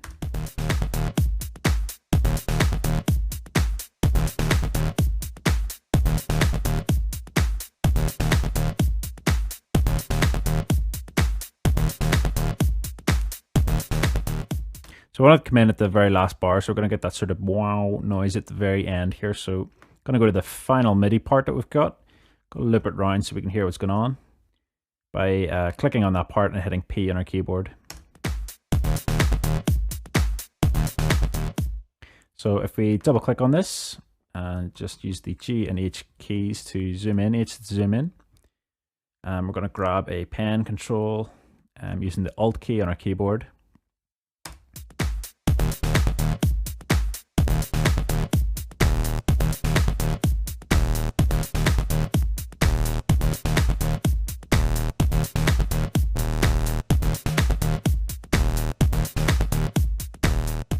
So I want that bend to happen over this note, so I want to bend up from that note.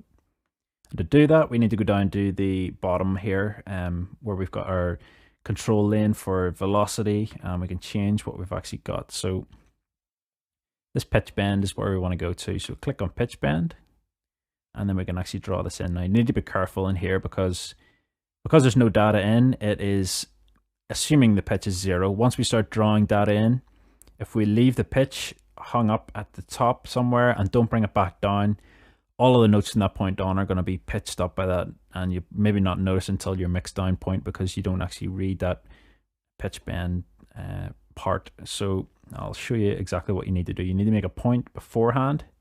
If you move your mouse around, you'll notice the values on the left here correspond to which part of the pitch bend you're at. So we're going to make a point here, and we're going to make sure we make a point right after it, which is also a 0. Make sure it's at 0 and get to the very end and make another point. So now we can draw anything in between there and it'll always come back to 0 at the end. We're going to use this bending tool at the top here. So you see this be line. It's a parabola. You can draw on line, parabola, sine, triangle, square, whatever you want, or you can paint it in. Parabola is what we're looking for. And we're going to turn this snap control off so that our line is completely smooth. And if we just go to the start of the note, click and drag it up, and we'll go to the end of the note. We're going to drag it up to about 4,000 on the pitch bend scale. And if we just let go, that draws that line in for us.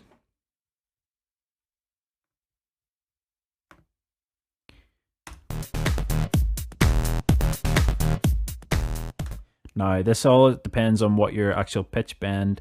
When I say 4,000, it doesn't equate to 4,000 on another synthesizer. It equates to whatever your maximum pitch bend is on a particular synthesizer that you're using. So we need to go into Halion 1, or sorry, not Halion 1. We need to go into our Prologue synth and see what our maximum pitch bend setting is. So if we click on the electro bass track, go back to the main screen here, click on the edit instrument. And at the top left, we've got our pitch bend plus and minus range. And at the minute it's at 2. We want it a bit higher than that, so we'll set it to 5.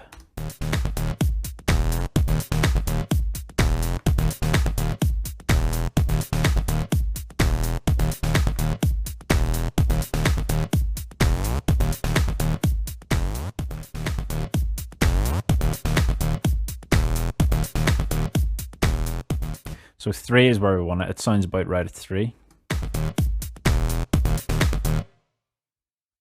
So if we play around those 4 bars,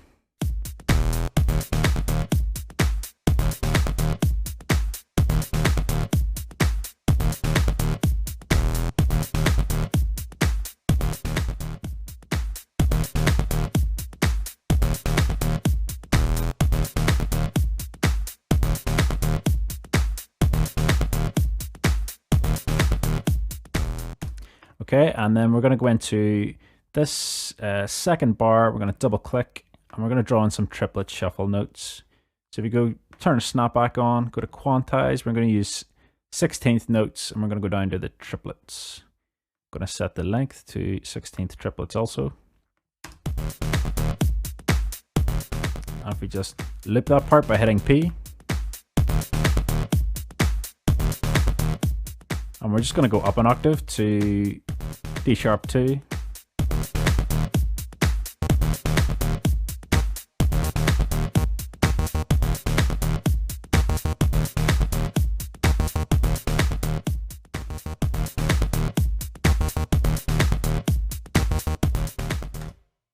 So I'll play that background. Okay, I think actually this triplet shuffle, just playing it background, sounds more like it needs to be at the end of a 4-bar loop as opposed to the middle here. We have it at the second bar. So just to show you, we can actually just move that. So drag it out and we can move the pitch bending one to the second bar, and we'll move our triplet shuffle to the 4th bar, and we'll listen back.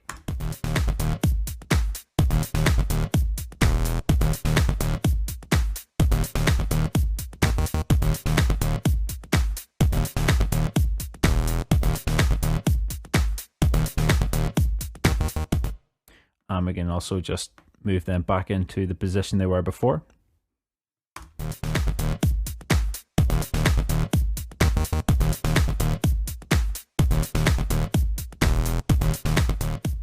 Okay, so I think what we're going to do to make it fit in a bit better is keep this triplet shuffle on the second bar, but we're going to make it twice the length of what we've already got. So if we drag across all of our instruments here and hold the Alt key at the very last one, we can just drag that out and do a repeat the whole way. And then if we get rid of the triplet shuffle that happens on the second bar here, copy across a normal one, and then we'll have we'll have a normal, normal, normal, then a bend at the end of the 4th bar, then normal, and then we'll have the triplet shuffle at the second bar, well, the 6th bar, and then normal, and then a bend at the very last one. So highlight this and hit the play.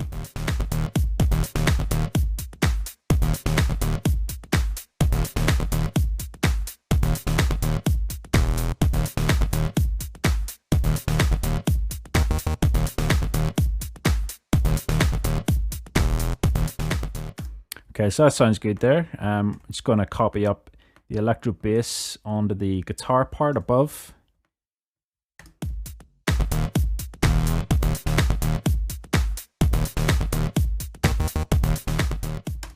And just to play that same pitch bending sound.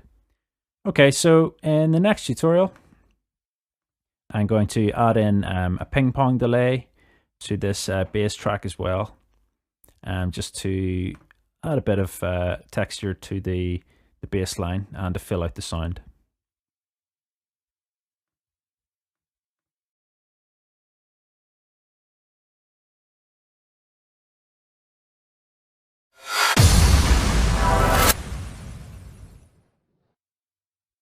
Okay, so firstly, welcome back. In this one, we're going to drop in a simple ping pong delay to put alongside our electro bass.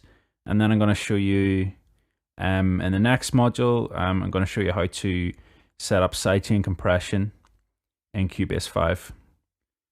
So we're going to set up a very simple ping pong delay using the same technique as before, where we're going to go down to the bottom, right click, add an FX channel track, and then we're going to select our effect from the menu. So we're going to go to delay, we're going to go to ping pong delay, and we're going to hit OK. And then we're just going to turn off the low filter and the high filter. and we're going to go to our bass, and we're going to go to the send section. I'm going to go down to the second send, and we're going to select the ping pong delay, turn it on, and just send some of the signal to this. Okay, so at the minute, the delay is set to 1 bar, so we're going to get a delay 1 bar later, which is too long. We're going to give it a bit of a shuffle, so we've got our normal delays up to 1/32, and then we've got our triplets, and then we've got our dotted notes here as well. So we're going to go to 1/16D. Bring the feedback back.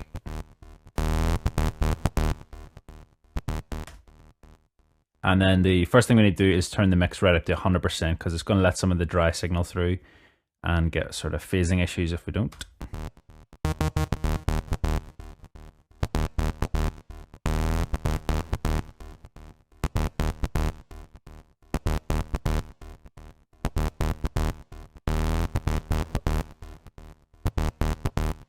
Now you can play around with the spatial control here. It's pretty much just the panning control, so it depends on how wide you want the ping pongs to sound in your headphones or on speakers.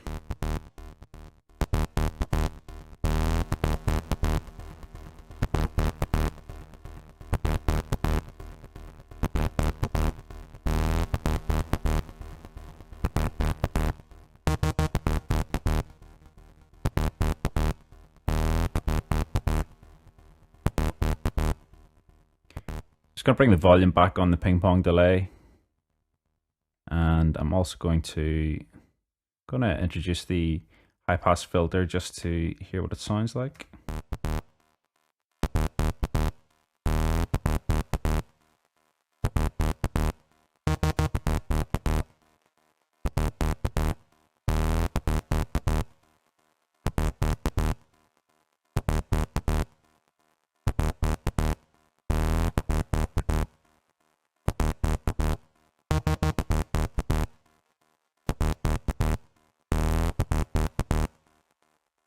Okay, so we're going to leave the feedback at about 50.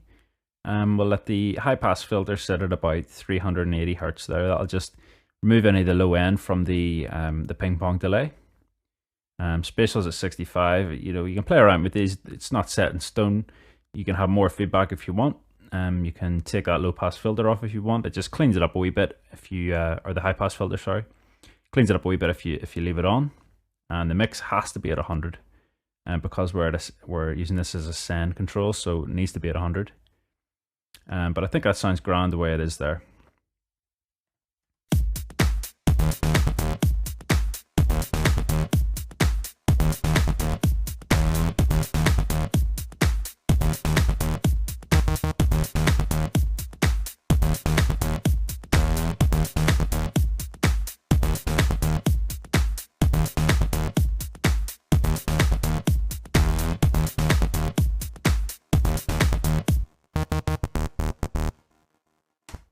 Okay, so that sounds fine there.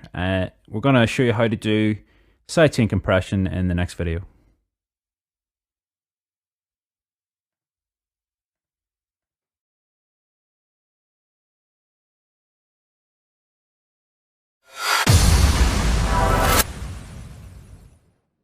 Okay, so in this one I'm going to show you how to set up sidechain compression. We use this to trigger a compressor. It's pretty much we take a kick drum that plays the same kick as the kick that runs throughout our track, and basically what happens is when the kick drum hits, it turns a compressor on for example our bass line or maybe a vocal track or a synth pad, and it sucks the energy out of that particular instrument and leaves room for the kick drum. So gives and once the kick drum then passes, the compressor releases and it lets the sound back through from whatever you're trying to compress, and you get that sort of pumping sound, like a suction sound. It's very popular now, and it really helps give your track a lot of drive. So I'm going to go into our drum section at the top here in our MIDI, and I'm going to right click and I'm going to add a new track, and I'm going to add a new MIDI track.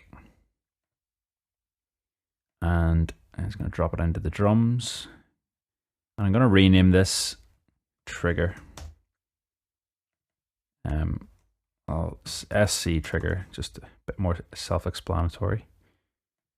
And then I'm going to go to our devices, our VST instruments, and I'm going to add another channel on our Groove Agent. So I'm going to go down to Groove Agent and add Groove Agent 4. And then I'm just going to close that, and I'm going to go to our VST instruments folder, open the Groove Agent 1, and then we've got our Groove Agent 4 here. And I'm going to rename this to Sidechain Trigger, and I'm going to drag it up and drop it into our drums folder. So we've got both of these here. And then I may as well go ahead and put this into a folder track just to keep it consistent with the rest of our setup and our drums. So I'll just call the folder sidechain, and I'll drop in the MIDI part for the sidechain. So we've got our MIDI part, which is currently set up going nowhere. So we need to click on our MIDI part and then go to the output section, which is this bottom one here with the arrow pointing out. Click on it and assign it to the Groove Agent 1. And now if we go back to that MIDI part and click on the Edit Instrument button, we can pop this up. So we've got all of our samples as usual. And what we're going to do is drop another kick drum onto an empty pad at the bottom here. So I'm going to drop it onto C1. So we need to open up our pool. And you'll remember from the start that is the Apple and P button, or the Command and P on a Mac, or Control and P on a PC. And that will open up our pool with our samples in it. And I'm just going to click on Kick 1, drag it onto the pad at the bottom here. And I'm just going to match the volume here. So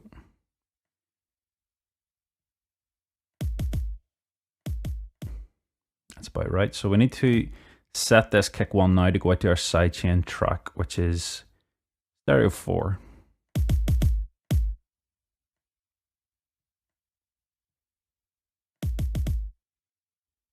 Okay, so that is everything we need to do in there. So now every time we hit the kick drum here, that is going to come out on our stereo 4 track, which is here, called Sidechain Trigger. You can see that we're getting the volume through. So we can get rid of our pool and rid of the Groove Agent. And now the next thing we need to do is go to our Sidechain Trigger.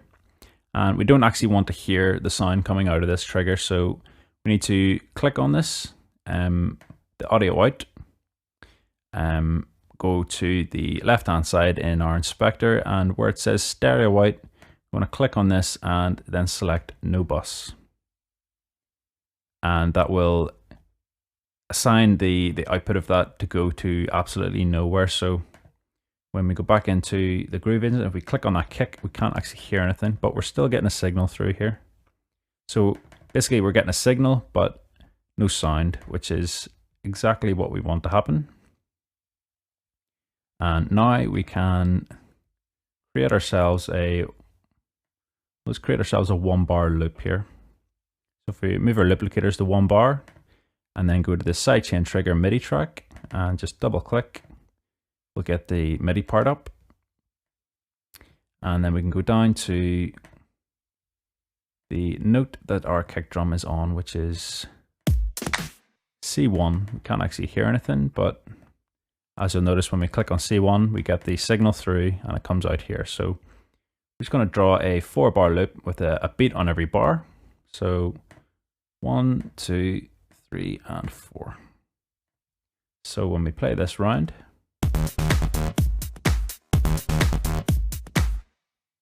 you'll notice we're getting the sidechain trigger triggering every time there's a kick. We'll continue on with the rest of this in the next tutorial.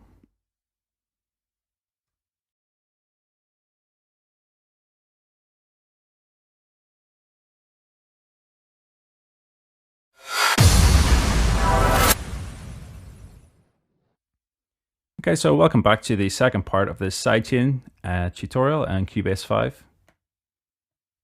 So we've set up our Groove agent to have a kick drum that triggers when clicked on or when triggered in the MIDI pattern. It comes out of this audio track, which we've assigned to it, and it goes to no bus, so we're getting no sound. So that's everything we need to happen. And the final thing that we want to do now is actually send this to a compressor that we wanted to talk to. So we're going to set it up to compress this electro bass track. So we can go to our electro bass, go to the inserts, and at the minute we've got a studio EQ, and then we've got a compressor after that. And we're going to keep that compressor separate to this compressor we're going to put on it, because this one here is squashing the actual bass sound. We want a separate compressor then to compress the compressed signal if you want. It gets a wee bit complicated, but it's what you've got to do. So we're going to go down to part 3, add in a dynamics compressor. And then at the top here, let's bring that back up.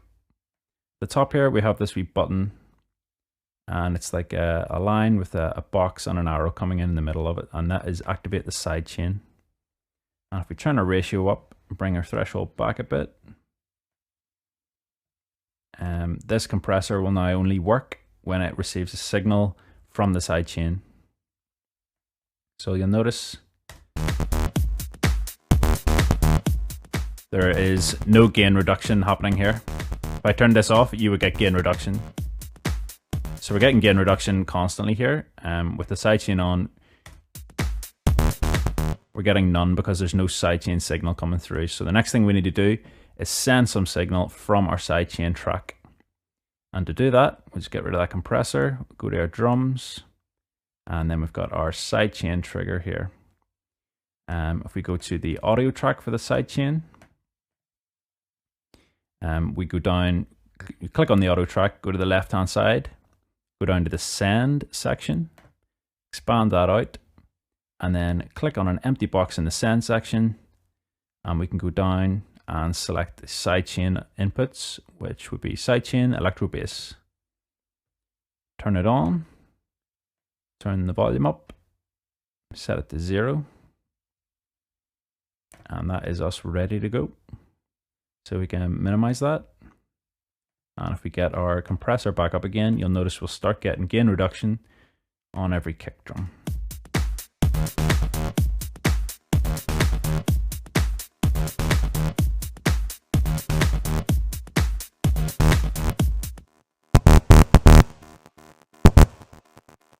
So if I solo I'll solo the sidechain trigger.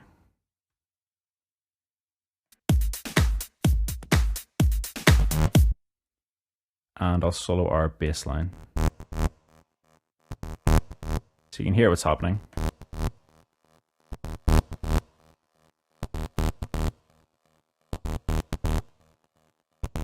going to bring the release back a bit.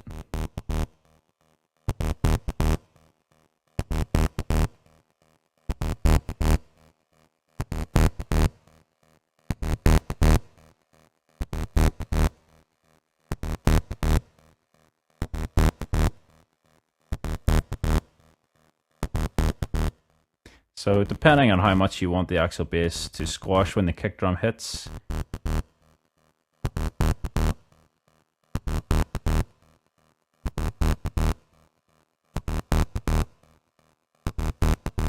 changing the attack time will then change the length of time it takes for the gain reduction to start when the kick drum hits. Turning that up will let the initial attack through of your instrument, and then the gain reduction will then begin to come in. Then the release time is how long after the kick has passed, after your trigger has gone, how long it takes for the compressor to turn itself off.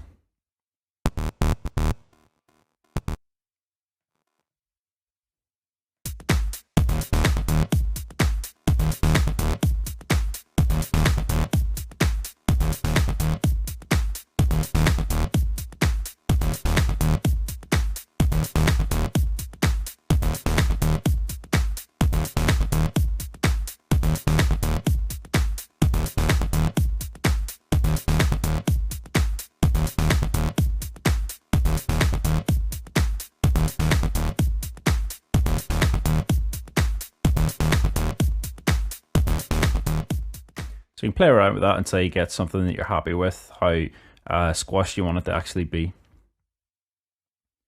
Okay, so that is how to set up the sidechain compressor in Cubase 5. It can be quite complicated to set up, but once it's set up and ready to go, it's you don't really need to touch it again. Everything's good to go. You've got your sidechain MIDI track here, and wherever this MIDI track is on, you're going to get your sidechain compression being on as well. So you could just drag that the whole way across, and that will be on the whole way across.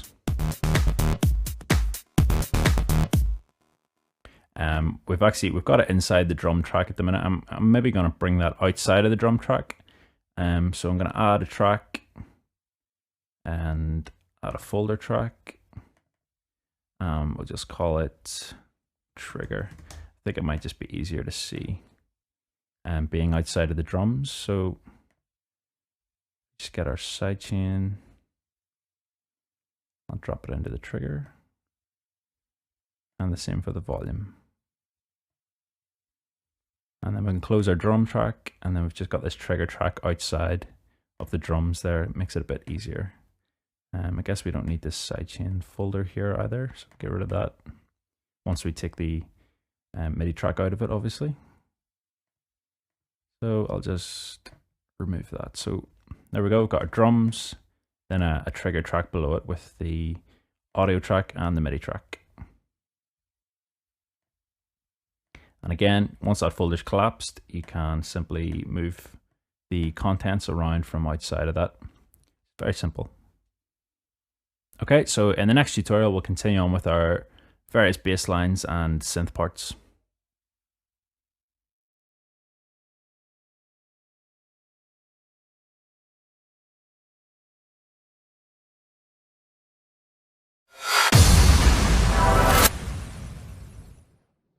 The way we've set up this sidechain trigger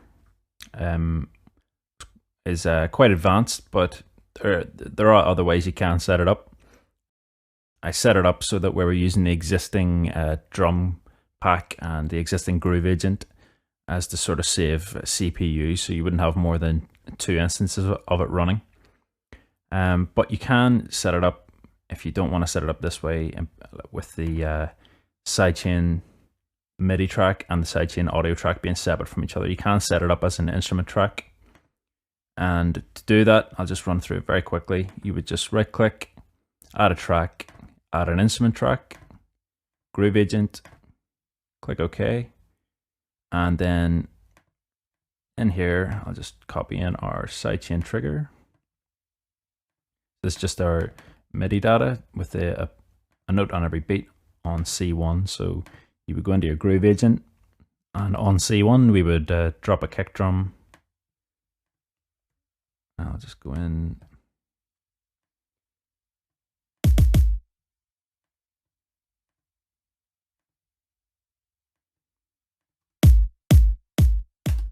So we've got our sidechain, we could call this our sidechain trigger then.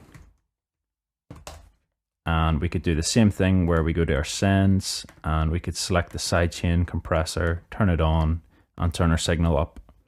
To get rid of the audio coming from this track, if you'll notice, you'll go back to the inspector on the left. In our previous sidechain, you would go in and you would select no bus from here. It doesn't exist on this window because it is set up almost like a MIDI track, so it's sending to a Groove Agent 1, which is set up as an instrument track, so you can't see it. It's not a VST instrument. It's not in the VST instrument panel, so it's its own identity. You can't call it from any other MIDI track. So to turn the output bus of this off, you need to click on this E, which is for like the extended options. It's the edit channel settings. So you click on this, and then at the top right hand side here, you'll notice the stereo out. You can just click on this and then go to no bus, and that will just get rid of our audio from that. So you notice I play that back over, we're still getting the signal but no audio, so it's working exactly the same way as the other sidechain track that we set up, except it's using another instance of Groove Agent. and not just as efficient. So I'll just remove it and we'll keep it the existing way we had it. And I'll see you again in the next tutorial.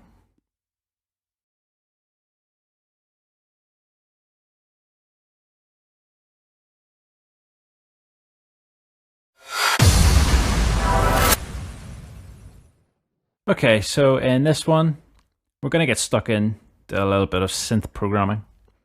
We're going to use the prologue, which comes along with Cubase 5. So we'll firstly begin by adding a instrument track. We're going to go down to the synth section, select prologue, click OK. And so we can audition it. We're going to hit the Alt and K buttons on our keyboard. And we can now play some notes. And I'm going to rename this. We'll call it Floaty Synth. And then we'll just move it down to the bottom here so that it's out of the way of the drums and the sidechain trigger and that. Okay, so let's open it up. And let's just reset everything here. So I'm just going to bring everything back on our envelopes. So attack, decay, release, bring them all back. And I'm going to go to the events and I'm going to turn everything off. Just want a very, very basic wave. We don't want any fancy stuff. We're going to do that ourselves. So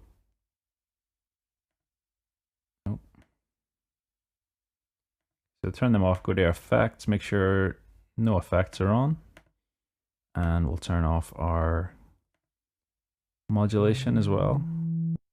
Okay,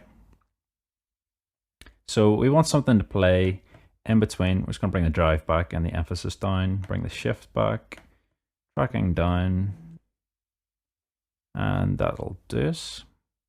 Okay, let's close that. So we're going to show you where we're going to play the sound. So I wanted to come in between these gaps here. So we've got gaps in between each bass line. So I'll make the noise.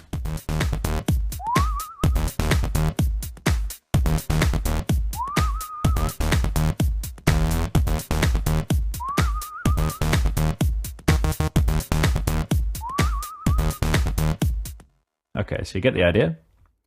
That's what we're going to try and make. We're going to have a slight bend up. So we're going to make use of this portamento control. Turn it up to begin with.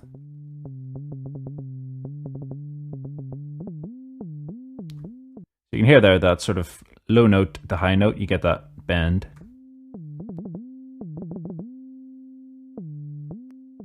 And the higher that is, the more of a bend you're going to get, the longer it's going to take. So that's what we want. We want to play the initial note and bend up. Okay, so you're going to get it a wee bit more wispy. So we're going to change this sawtooth to a triangle. And we're going to do a low pass. We'll make the low pass a bit sharper. And we're going to bring some noise in. Okay, so you can't really hear that very well, but what we're going to get to happen here is use the modulation built into this synth to cycle through the cutoff frequency here in a sort of triplety shuffle rhythm. And to do that, we need to go down to the bottom here, make sure that LFO is selected from this list. And then from the modulation destination, click in here, and we go down to cutoff. And we're going to turn it up to 99. So there you go. This is the sound we're looking for. We're going to bring in we're going to bring in a square wave as well here. And we're going to bring a bit of character into it, a bit more of a chorusy type effect, just off slightly. So bump up the semitones. And turn our oscillator up, don't forget.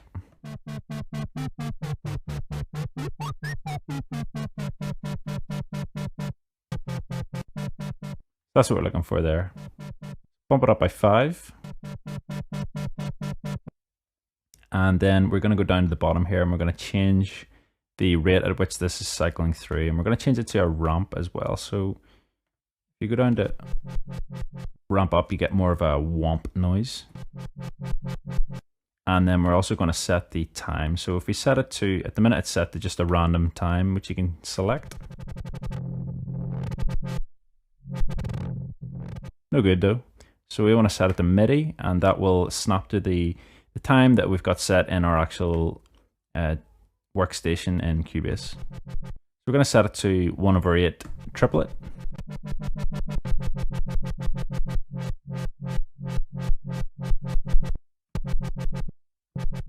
Okay, so the main drawback from this actual synth that I discovered is there is no retrigger function, and it's really annoying because we want this LFO to start from the same point every time a note is hit, and at the minute it's not. This LFO is just cycling through, and depending on when you hit the note,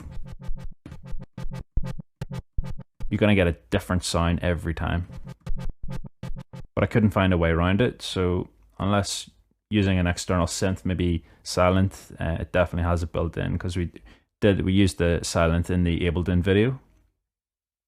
And I've also given the Ableton, or the Silent patches along with this course, so you can actually pull that in if you want to and use it. It's already built for you, but we're going to use the Prologue anyway, and we'll just make do with the fact that it doesn't re-trigger. Okay, so let's just draw some notes in here. Going to make a 1-bar loop by selecting 1 bar here. We need to turn off our keyboard, so Alt K and then P to get our loop, and double click to create a 1-bar loop.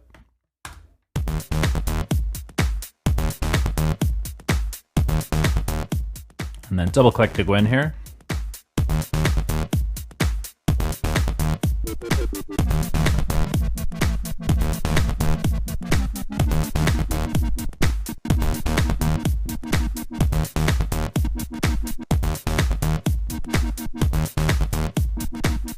So this is the note we want to use here, A sharp. So we're just going to draw it in.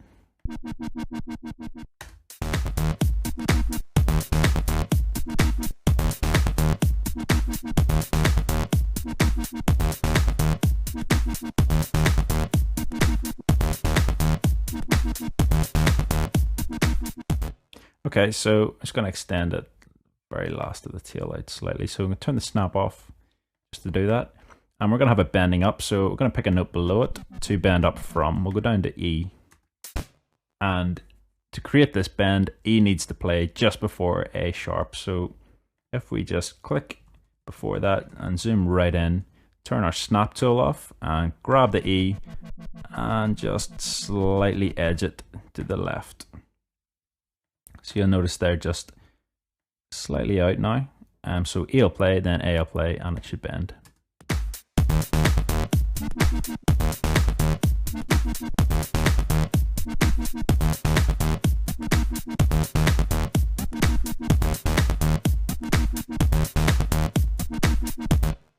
Okay, we're going to go into the inserts on this track. We're just going to drop a filter, tonic filter, turn the mix up, drive down, resonance right the way down, and we're going to just do a high pass.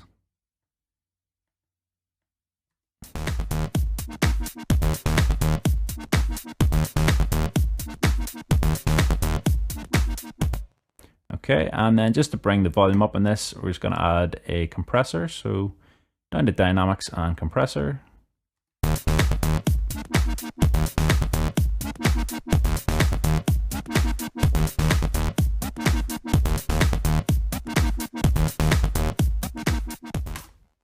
And just to bring the volume up, I'm just going to do a bit of makeup gain.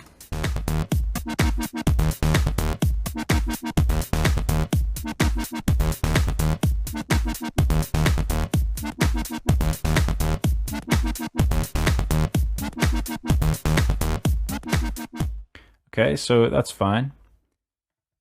Last thing I'm going to do with this is just pan it slightly off to the left.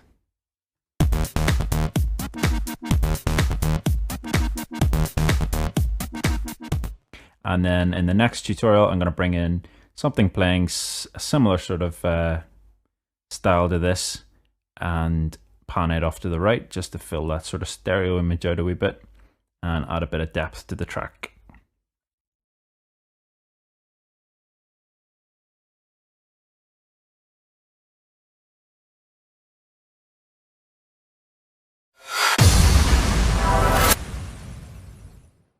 Okay, so welcome back.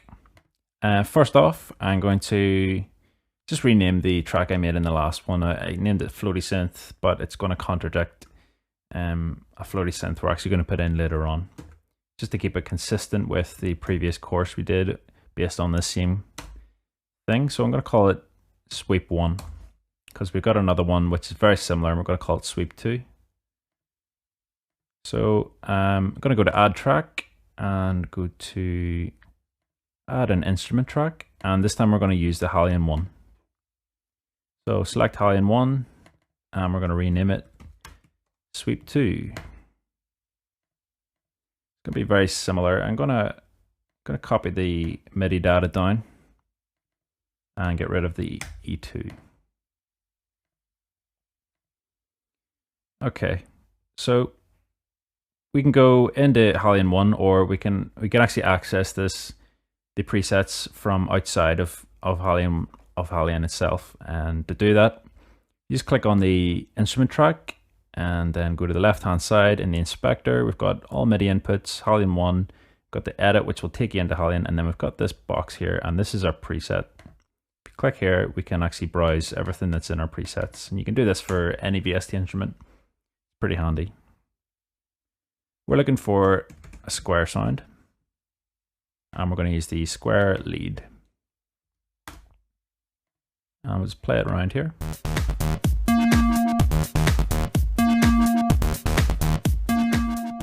Okay, you can hear it's not quite what we're looking for, but I'm going to go in and edit it now.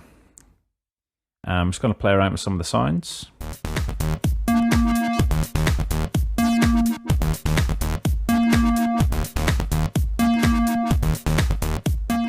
Going to turn the reverb off.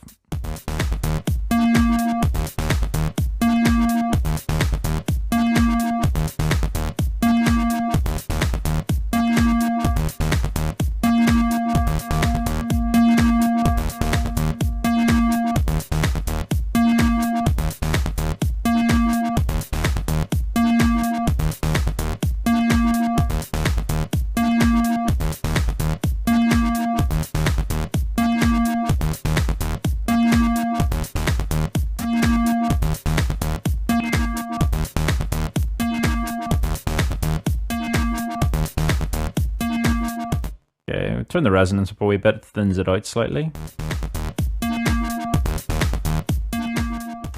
Okay, so we're obviously going to have to change some of the parameters here. The reason I've mainly picked the Halion 1 and not the Prologue again is because we need to get that sort of triplet hit, and using the modulation on the cutoff that we did last time, because there's no retrigger, the two LFOs will be out of sync, and we're not going to get a consistent womp noise. So this time around, I'm gonna program it in manually and show you how to do that. So go into our sweep sound, and I'm just going to drag the length of this MIDI note back. I'm going to start at the same point on 3.3 of the bar, and make sure your quantize section is set to triplets and the 1/16 triplet. And if we just get our pen, I'm just going to draw some notes in, see what it sounds like.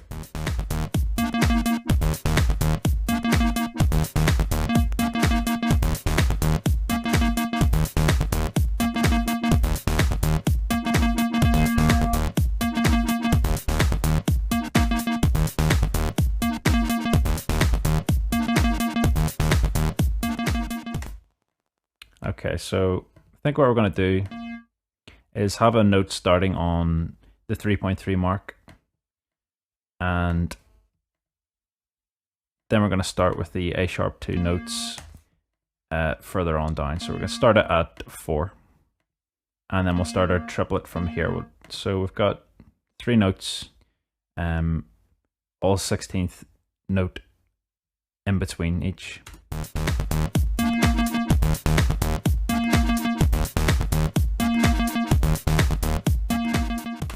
Gonna add an extra note in at the very end of that. To do that, we just need to drag that end of this wee MIDI clip out at the top here where it says floaty synth, and let's drop another note in.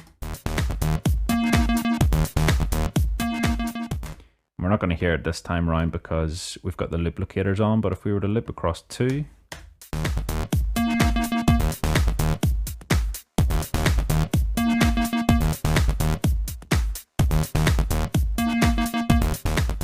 I'm going to make that 2 bars long so that we don't lose that note in the middle. And then I'm going to pick a note just below this.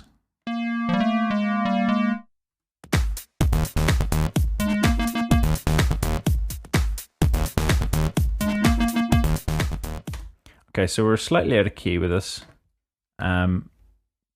We could just go in and move the notes up to get it into key, but I'm going to show you a quicker, more convenient way of doing that.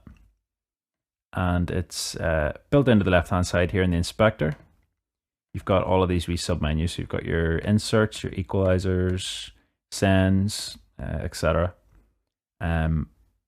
What doesn't come up is this MIDI modifiers tab, and it's very useful, and I'm not quite sure why they took it out of the sort of default tabs that come up, but to get it there, right click and you've got a whole list of stuff that you can actually put in here. And MIDI modifiers, you can just select, it's the second one down, just tick it and it will pop up, and then you can transpose your notes in here. So this is just like a semitone shift, so I'm going to bump them up.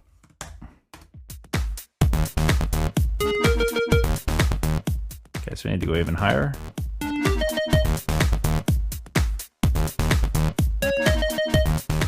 Okay, so 17's hitting the right key there.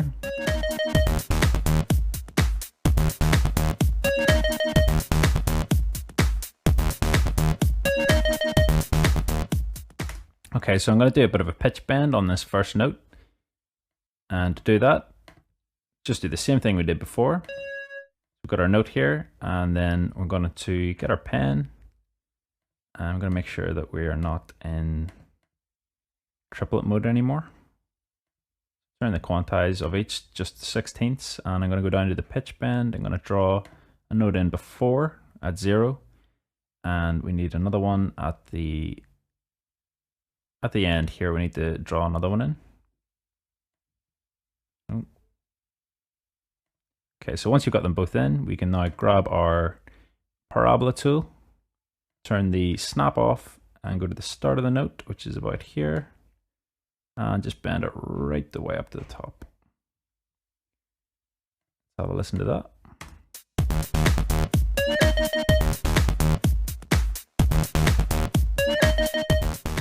Okay, so that's pretty cool. Okay, so I'm going to continue this on in the next video.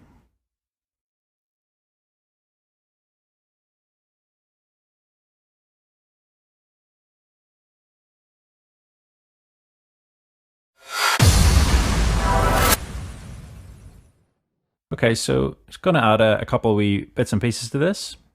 First of all, I'm going to go to our inserts and I'm going to do the stereo delay trick. Always useful. Turn the syncs off and bring one down to 0.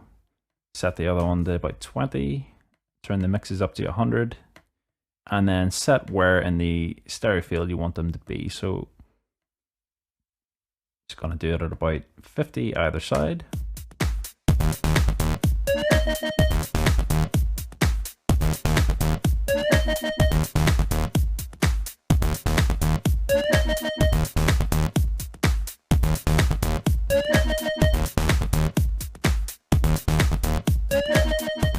Okay, and then we're going to put a compressor on. So dynamics, compressor.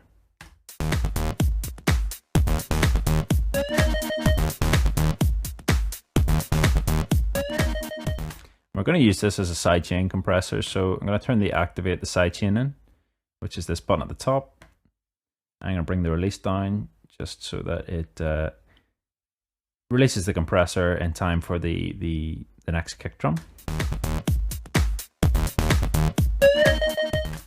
And then we need to actually activate that. So we go up to our trigger, and we can actually select from the trigger folder here. You can select what's inside the folder. So we want to go to the audio track and then the send section, and then we select another sidechain, which is our sweep number 2. Turn it on, turn it up.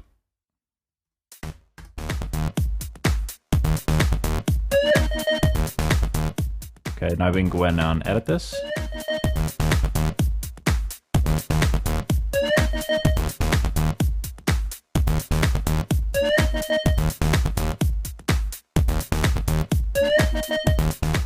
Okay, so we'll just leave it about there, and I'm just going to bring the volume of this track back.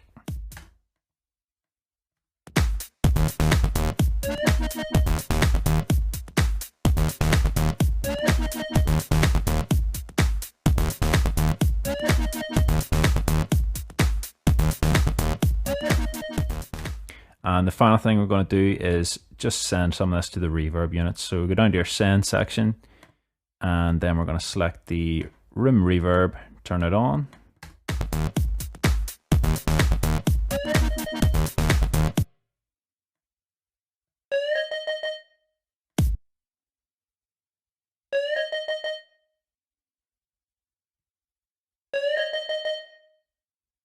Not too much, you don't want to swamp it. And then we're going to send a wee bit to the reverence as well. It's a bigger, lighter reverb.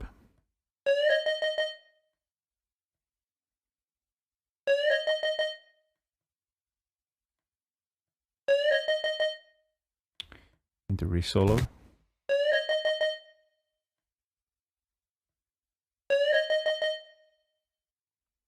Okay. Let's give this a listen back.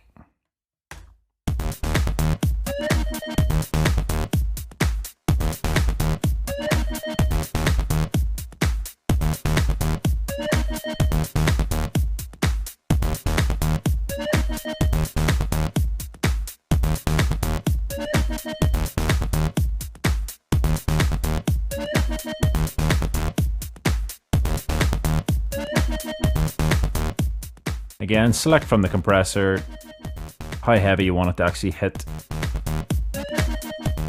How heavy you want it to hit the synth when the compressor comes on. And the threshold is a pretty easy way of adjusting that.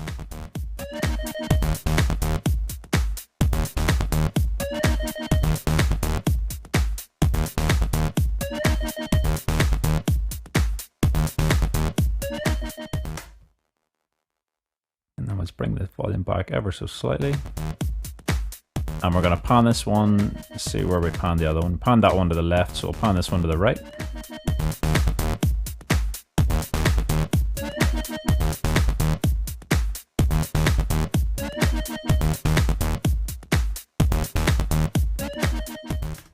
Okay, so we can make them 2-bar loops, and we can duplicate that out by highlighting, holding down the Alt key, and we can just draw in the bottom right hand corner, and I'll repeat.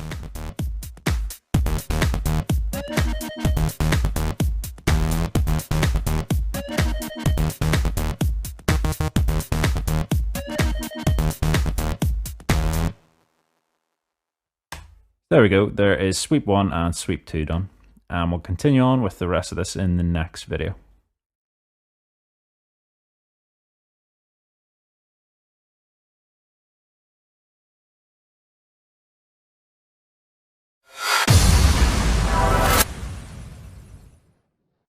Okay, so the next thing we're going to do to our tune is put in another electro bass part, but playing slightly higher than what we've already got. So we've got this electro bass here, which is quite grimy and very subby. So what we're going to do is have something for later on in the track when the full track's in flow that I'll play sort of higher. I'll play a higher version of this pattern, and it will just bring a bit of variation to the track. It means we can, we can start the track with just the bass line here, and then later on, we can bring in this higher part, which will just fill the sound out a bit more.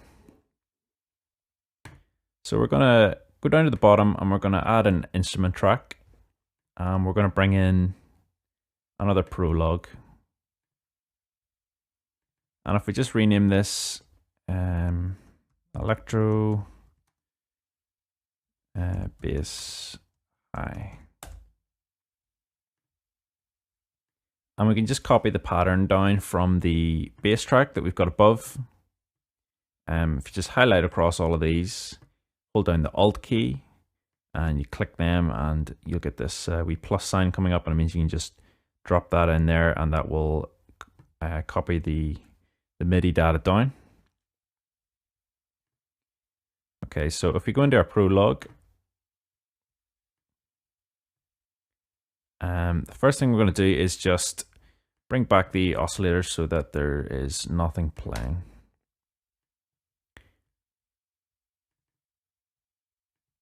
If you wish, I have also included the silent parts. I've done this a couple times in previous modules. The silent part is there for the Electro Bass 2, and it will play the higher part if you want to just plug it into your silent. But I'll show you how to create it in Prologue here as well, for those of you who don't have silent. So I'm going to use I'm not going to use a sine wave or anything. I'm going to use a triangle wave to give that sort of bell sound. And we can turn off these settings down at the bottom here first. So go to our envelope and just turn everything off by just clicking on any settings that are there and just selecting off. And I'm going to do the same in the LFO. I'm going to get rid of this cutoff. I can leave the rest of these. None of them are on. Okay, so there we've got a triangle wave playing.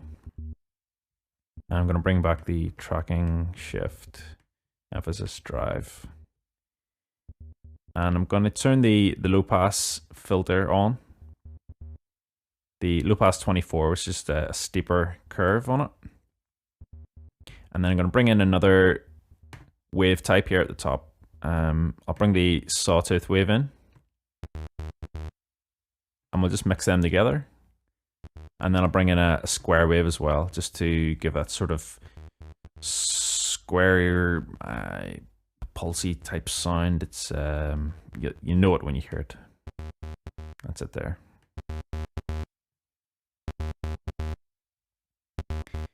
Okay, so I'm going to bring the coarse pitch of the triangle wave up. I'm just going to bring it up an octave, so that's 12 semitones. I'm going to bring the square wave up as well, just to play that sort of higher part. And we'll leave the sawtooth down at the 0 mark to play the bassier sound to it. Okay, so we're almost there. We'll add a wee touch of drive.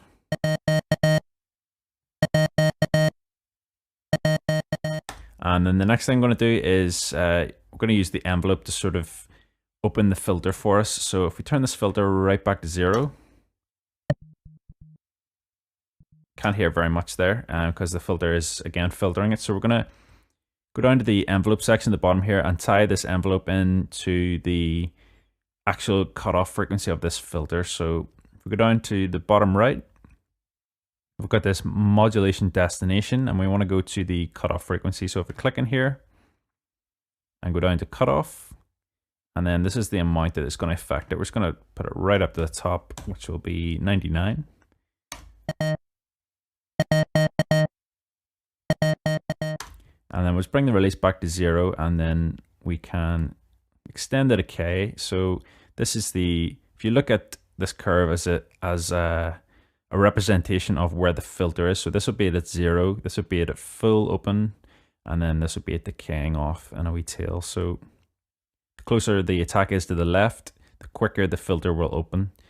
And so if we put it right to the right here, you probably not even hear it opening. You can hear the closer to the left we get, the quicker it opens.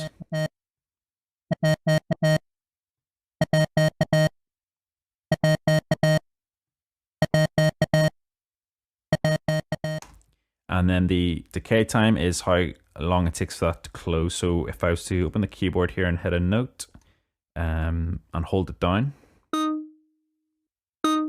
you can hear there that it closes quite quickly. If we extend that out,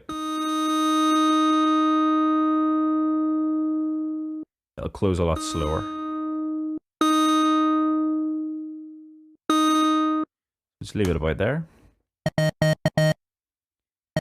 And then the emphasis is almost like a resonance control. So if we turn that up, it just pushes the upper end of the filter up for us and creates a bit of a squeak, almost like a high EQ boost.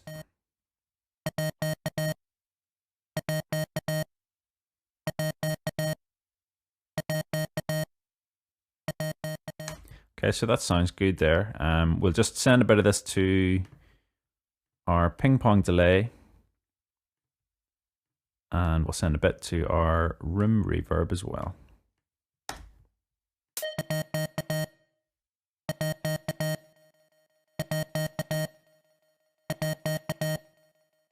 And then we'll just listen back to that with the bass line.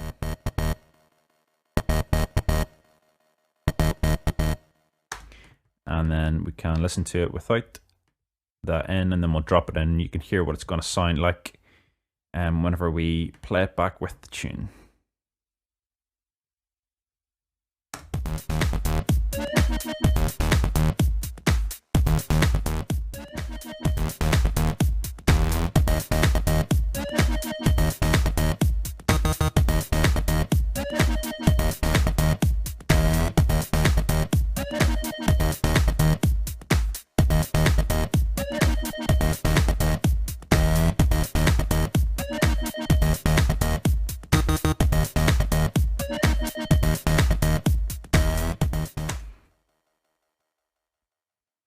Okay, so one last thing we can do to this is just drop a compressor in and use the sidechain compression from our kick drum. So if we go to the inserts on the high bass part and just go to dynamics and compressor, we can select our sidechain input, and we can just put the ratio up a wee bit and bring the threshold slightly as well, just back a wee bit.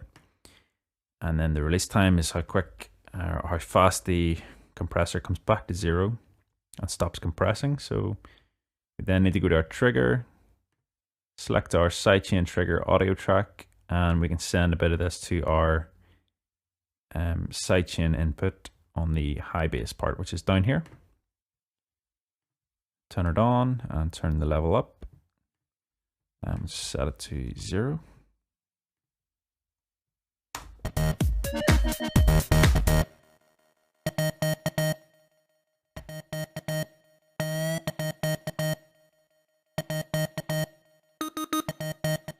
So you can hear there, as we bring the threshold back, the harder it compresses it.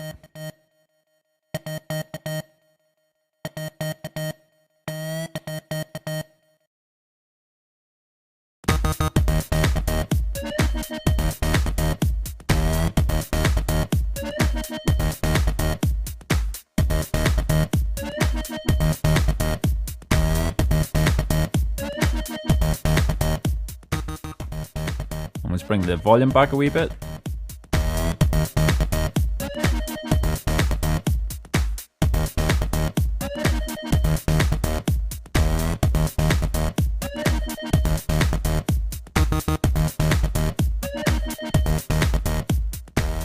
And then the final thing we can do is make sure that our pitch bend is doing the same thing as our bass part. If you look on our bass part, our pitch bend range is ±3. We need to make sure it's doing the same in our high bass part. So the top right, or top left even, you can see that it's set to 2, so we need to set that to 3.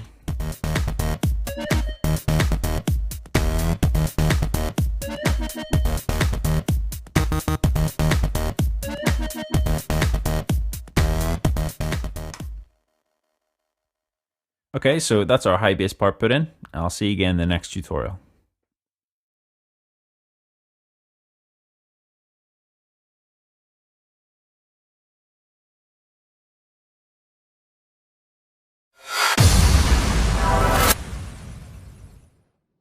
Okay, so we're going to create a metallic-y bass sound using, again, the prologue in Cubase 5.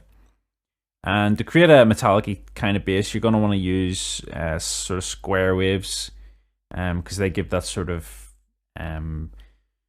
bottom end.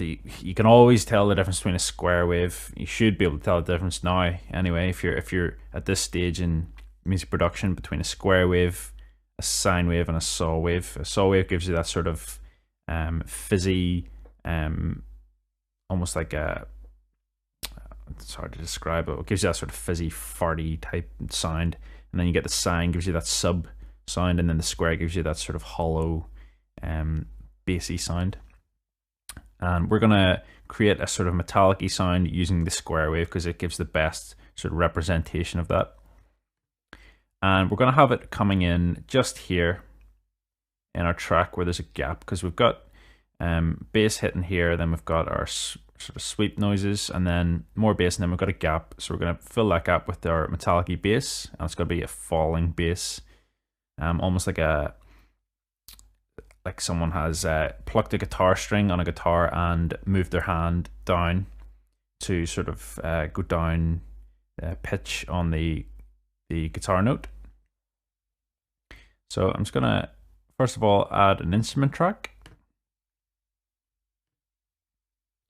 and I'm gonna go to the prologue, and I'm just gonna rename this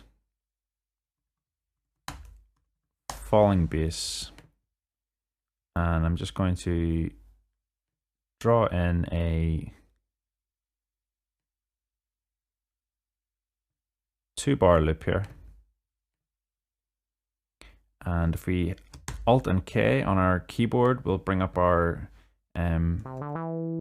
keyboard that we can use, our QWERTY keyboard for playing notes, and we can just audition the sound. Or if you've got a MIDI keyboard plugged in, you can use that. Okay, so here's our prologue. First things first, we're just going to clean it out here. So I'm going to turn everything off on the envelopes. We'll keep envelope 1.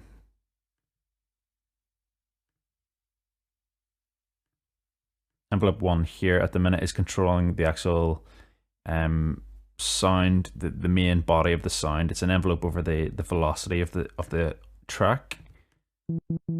So if we adjust the attack, that'll fade in, and if we bring it back or increase the release, get that elongated sound. Okay, so what we're going to do is just keep the attack right down to 0 and just bring the decay to about 80 or so. Okay, so we can turn down our drive, bring the emphasis back, shift, tracking, everything back to 0. We're going to be making use of the portamento controls, and we're going to want to put it on the normal mode, which will sweep up between notes that we hit. So if we hit a low note and then a high note, it's going to bend up, and we're going to make use of that by playing a high note and making it sort of invisible to the ear, and then playing the low note to get our sort of bass bend sound. So I'm just going to increase the low pass filter. I'm going to make it the low pass 2, or 24 dB curve on it, just to get a nice sharp filter on it. And we'll just leave it somewhere around the 8,000 mark. And then we're just going to set up our wave types here. So we want to use the square waves. So again, we've got our saw wave. So you can hear there, that's sort of that mid-range sound that I was talking about before. And then our square wave is that more sort of hollow, full-bodied sound. So we're just going to create 3 of these. So if we just change all 3 of these to square, and then just turn the velocity up of them,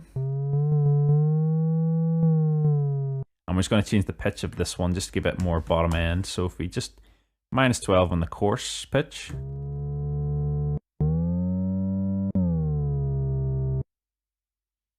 Okay, so to give it that sort of metallic-y sound that I was talking about, we need to go down to the envelopes at the bottom here. And so our first envelope is set to our volume, so we're going to keep that just as it is. And then we're going to go to our second envelope. And if we just bring it all back to 0, and if we just go to the right-hand side here, I'm going to go to the modulation destination. I'm going to go to the pitch control on each of our instruments. So each of our oscillators. So we've got oscillator 1, 2, and 3, and we've selected the pitch from each. And I'm just going to bring the amount down on this. We don't want it too severe. We just want it very subtle, but enough to give it a sort of twang at the start. So what this is going to do is affect the pitch based on this envelope of our instrument. So we're just going to use a decay in this case, and our pitch is going to start off affected by 20 and then bend down to the original pitch which was intended, and that will just give it a bit of a twang, as you can hear. You can hear there, if we increase the decay, it takes longer to come down and you'll hear the sound difference. But we want it just enough so that you can just about hear it. And then one other thing we want to do is go to the cutoff.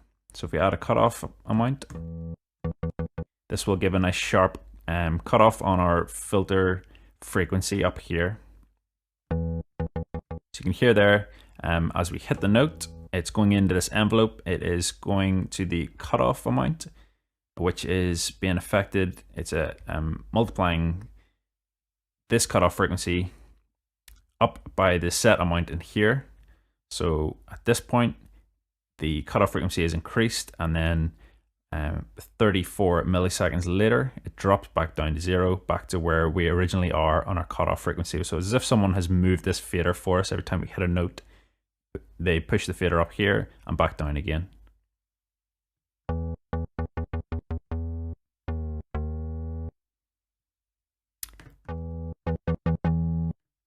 Okay, so on the right hand side here, we've got this velocity control as well. And what this does is it reads the MIDI data that you put in. So if you put a MIDI data note in that is of 100 velocity, it will affect the control that you put in here differently than if the MIDI note was of, say, 10 velocity. So we're going to put it in to affect the cutoff as well, and we'll just give it about 60, and we'll do the same for the modulation here as well. So depending on how hard you hit the note, depends on how much this filter opens up. The notes we're playing at the minute are 100. That's what it's going to sound like.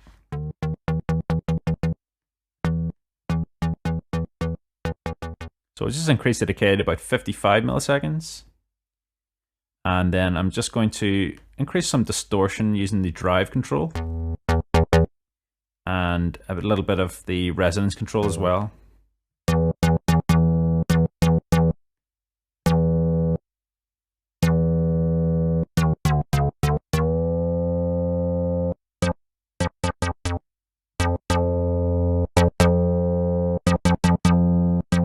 Not so much, not too much that it begins to clip quite heavily, just enough to give it a nice boost in volume.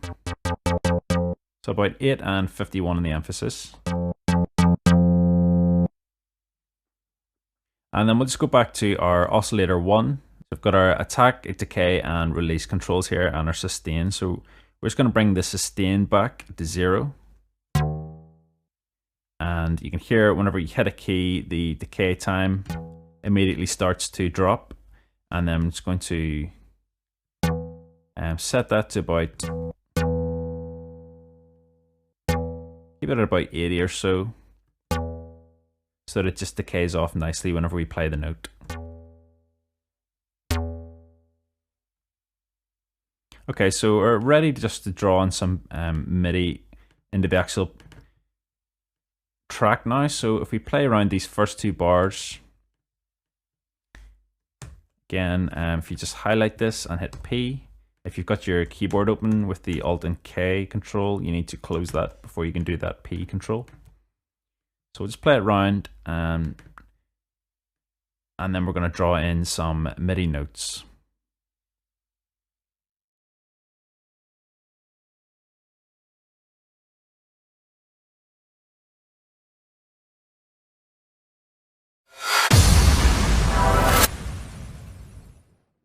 Okay, so we're ready to play this round and draw in our notes as the track goes along.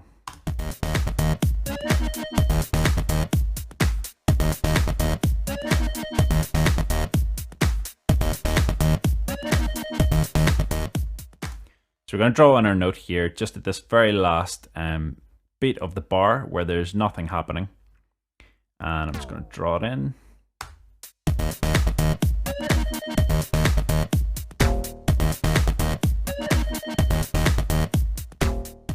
And the trick we want to do now is have this sort of bending noise down to that note. So we need to play a note prior to this so that the note does that sort of bend down using the portamento control that we programmed in.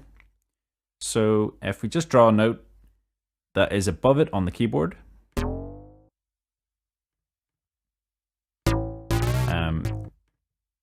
just play it. We'll just set it on G1 for now and have this bending down.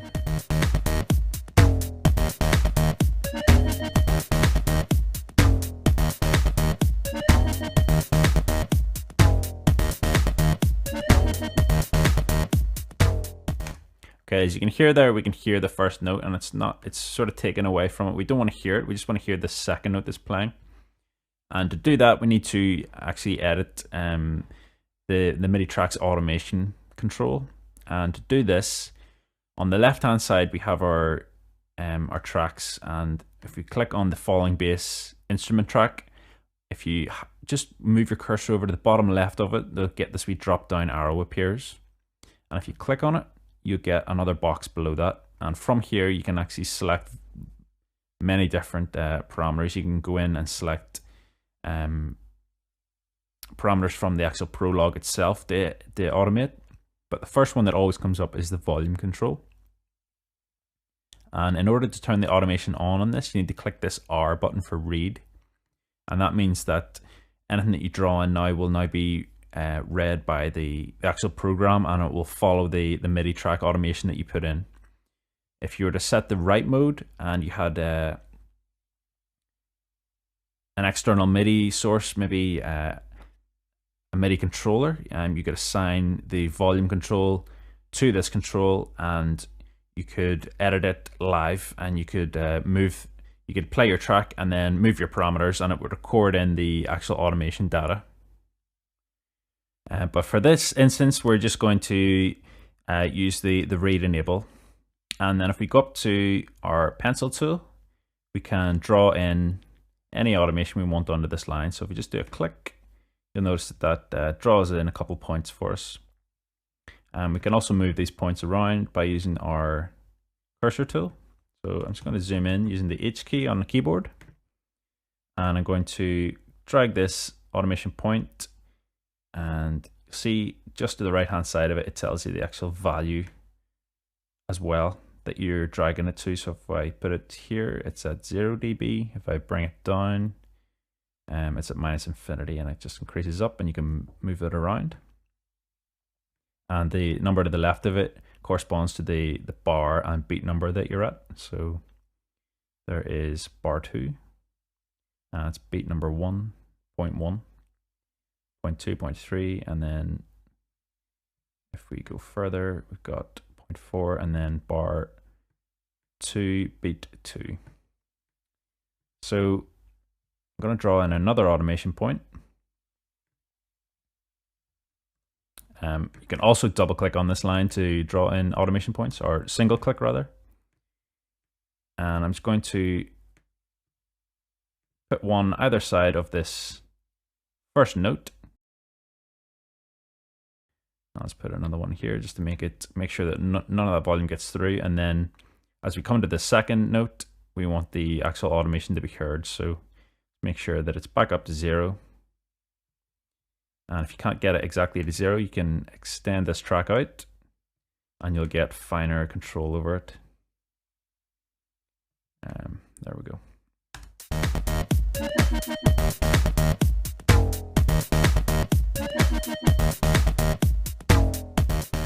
So you can hear now we're getting the first one muted and the second one is actually playing, but we're not quite there in terms of the pitch that we want the note to be at. We just need to change the portamento around a wee bit.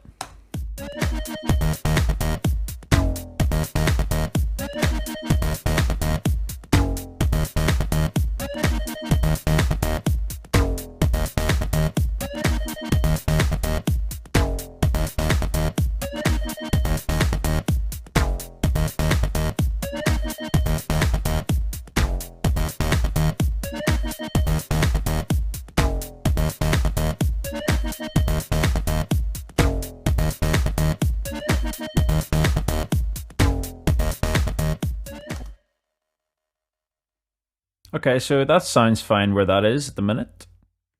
I'm just going to make this loop out over the 8 bars. So we only want that sound coming in once over the 8 bars. So we can actually create a MIDI clip that extends out over 8 bars so that it's easier to copy over. And we can do that just by clicking on the bottom right of the MIDI clip and just moving it out to the right. And that's it. And we've now got an 8 bar loop, and it'll be easier to make a 16 bar loop. And one final thing that we're going to do on this instrument is just send a bit of it to a ping pong delay. And I'm sure you know how to do that by now. And it is simply by going to the send section on this instrument track, clicking and then selecting your send that you want to send it to. And we're just going to send it to the ping pong delay and turn it up a wee bit.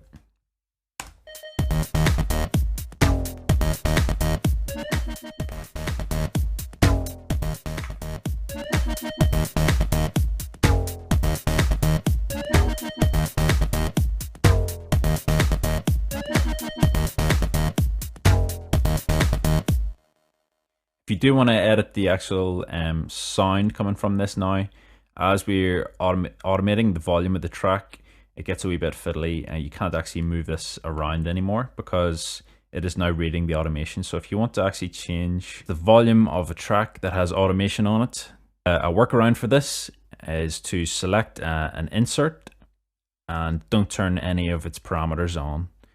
You can use maybe simply a compressor without any of the compression tools on, or you could use a limiter without the limiter controls on, or you can just use a stereo EQ and don't turn any of the actual EQs on, just use the gain control at the top right.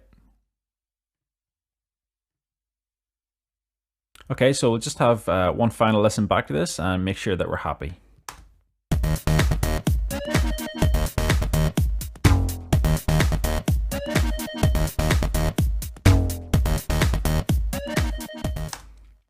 Okay, so on hindsight, I don't really think that the bass is falling down far enough or coming from a great enough height. So I'm going to bring the first note up another octave, so that we're falling from further. And we'll have a listen to this and see if it makes any difference.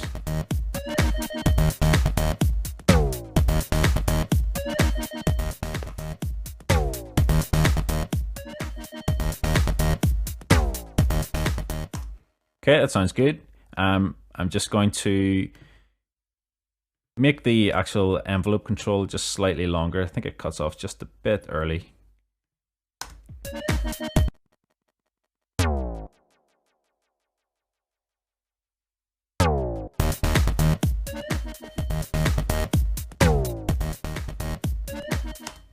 Okay, so we'll continue on with this in the next tutorial.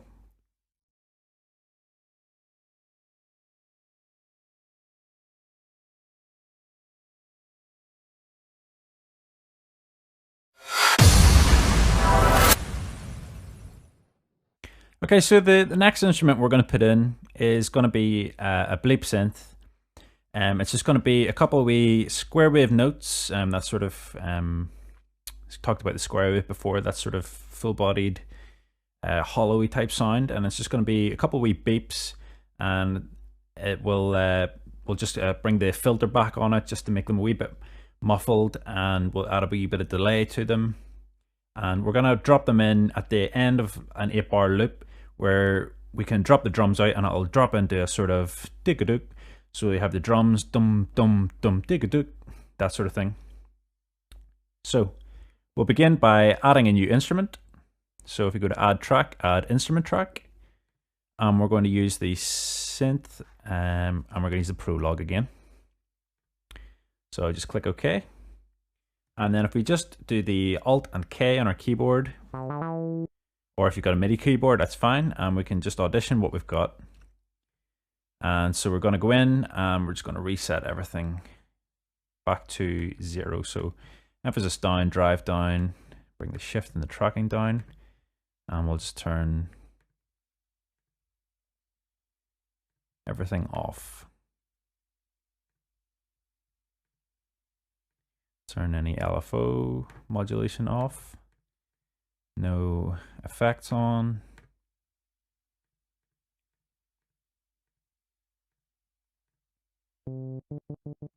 Okay, so we've got pretty much blank here. We're going to begin, let's open the filter. I'm going to add a sawtooth, or a square wave, sorry. So if we change this to square, so we've just got a simple square wave, and I'm just going to draw in our notes to play here. So you can drag your loop locators if you're set to do bars. We'll just drag them to the end of our 8-bar loop.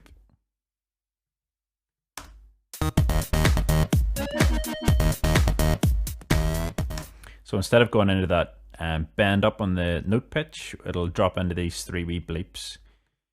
So what I'll do is grab our pencil tool from the top, and if we just draw in 2 bars at the end of our 8-bar loop, and if we just double click, we can go in and audition what we've got. So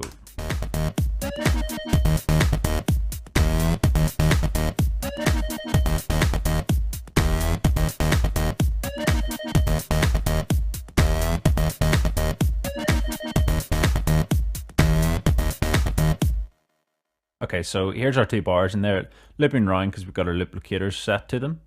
You can set them by selecting the 2 bar that we just created and hitting P on our keyboard. Make sure you're out of the audition mode with the Alt and K control. And if we go in here, we're going to draw on a couple notes, and we're going to make them very short. So we're going to set our quantize to about, well, we need to quantize to 1/32 to get the actual point that we want to put the notes on, but the length of each note we'll set to 1/32 for now. And then if we zoom in, it's going to be towards the end of the bar.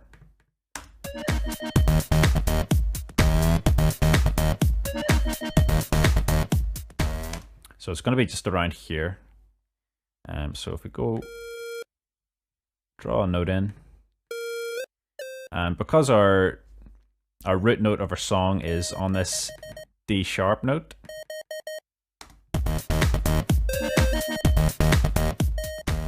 you'll notice if we were to play this the whole way through, it would sound fine.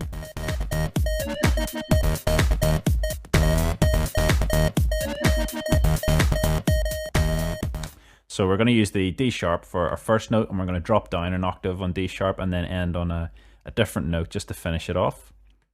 So we'll put our D sharp in, D sharp 4 on the keyboard, drop down an octave to D sharp 3.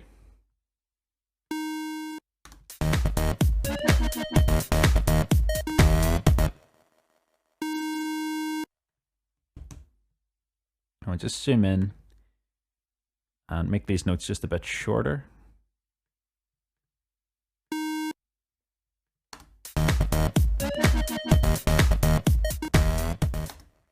Okay, and then we'll finish it. Just hold the Alt key and get your pencil tool up quickly. We'll try F sharp 3.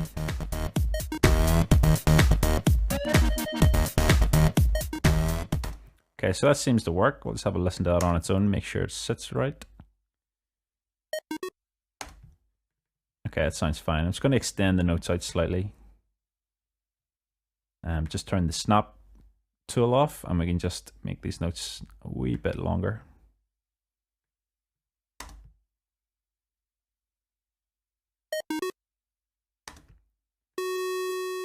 And your notes don't have to be exactly on the beat. It can sound odd if they're not, but you can experiment by moving them off slightly just to try and get the right feeling. We'll just unsolo this.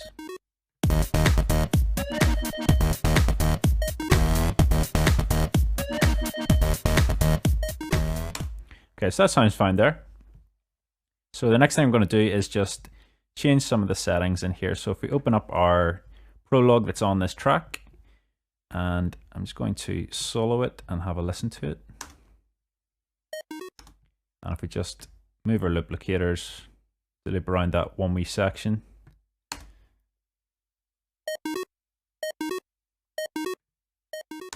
Okay, so we're going to change some of the settings in here now. I'm going to bring the filter back on this.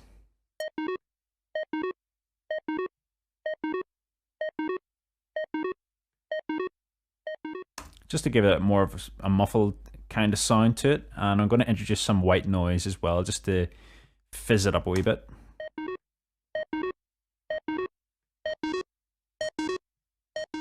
White noise is just a static which you add to it just to give it a bit of air, if you like. You can hear that, that's the white noise up full. With it off, it's very dry. Just add a wee touch. It just adds, almost makes it feel a little bit, I don't know, a wee bit gritty, a wee bit distorted even. So we'll bring our filter back.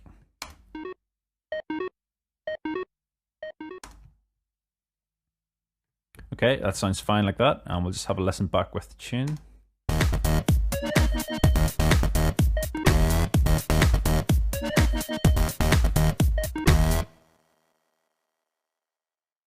Okay, so that is the bleep synth. We'll just rename it bleep synth, and then we'll continue on with this in the next tutorial.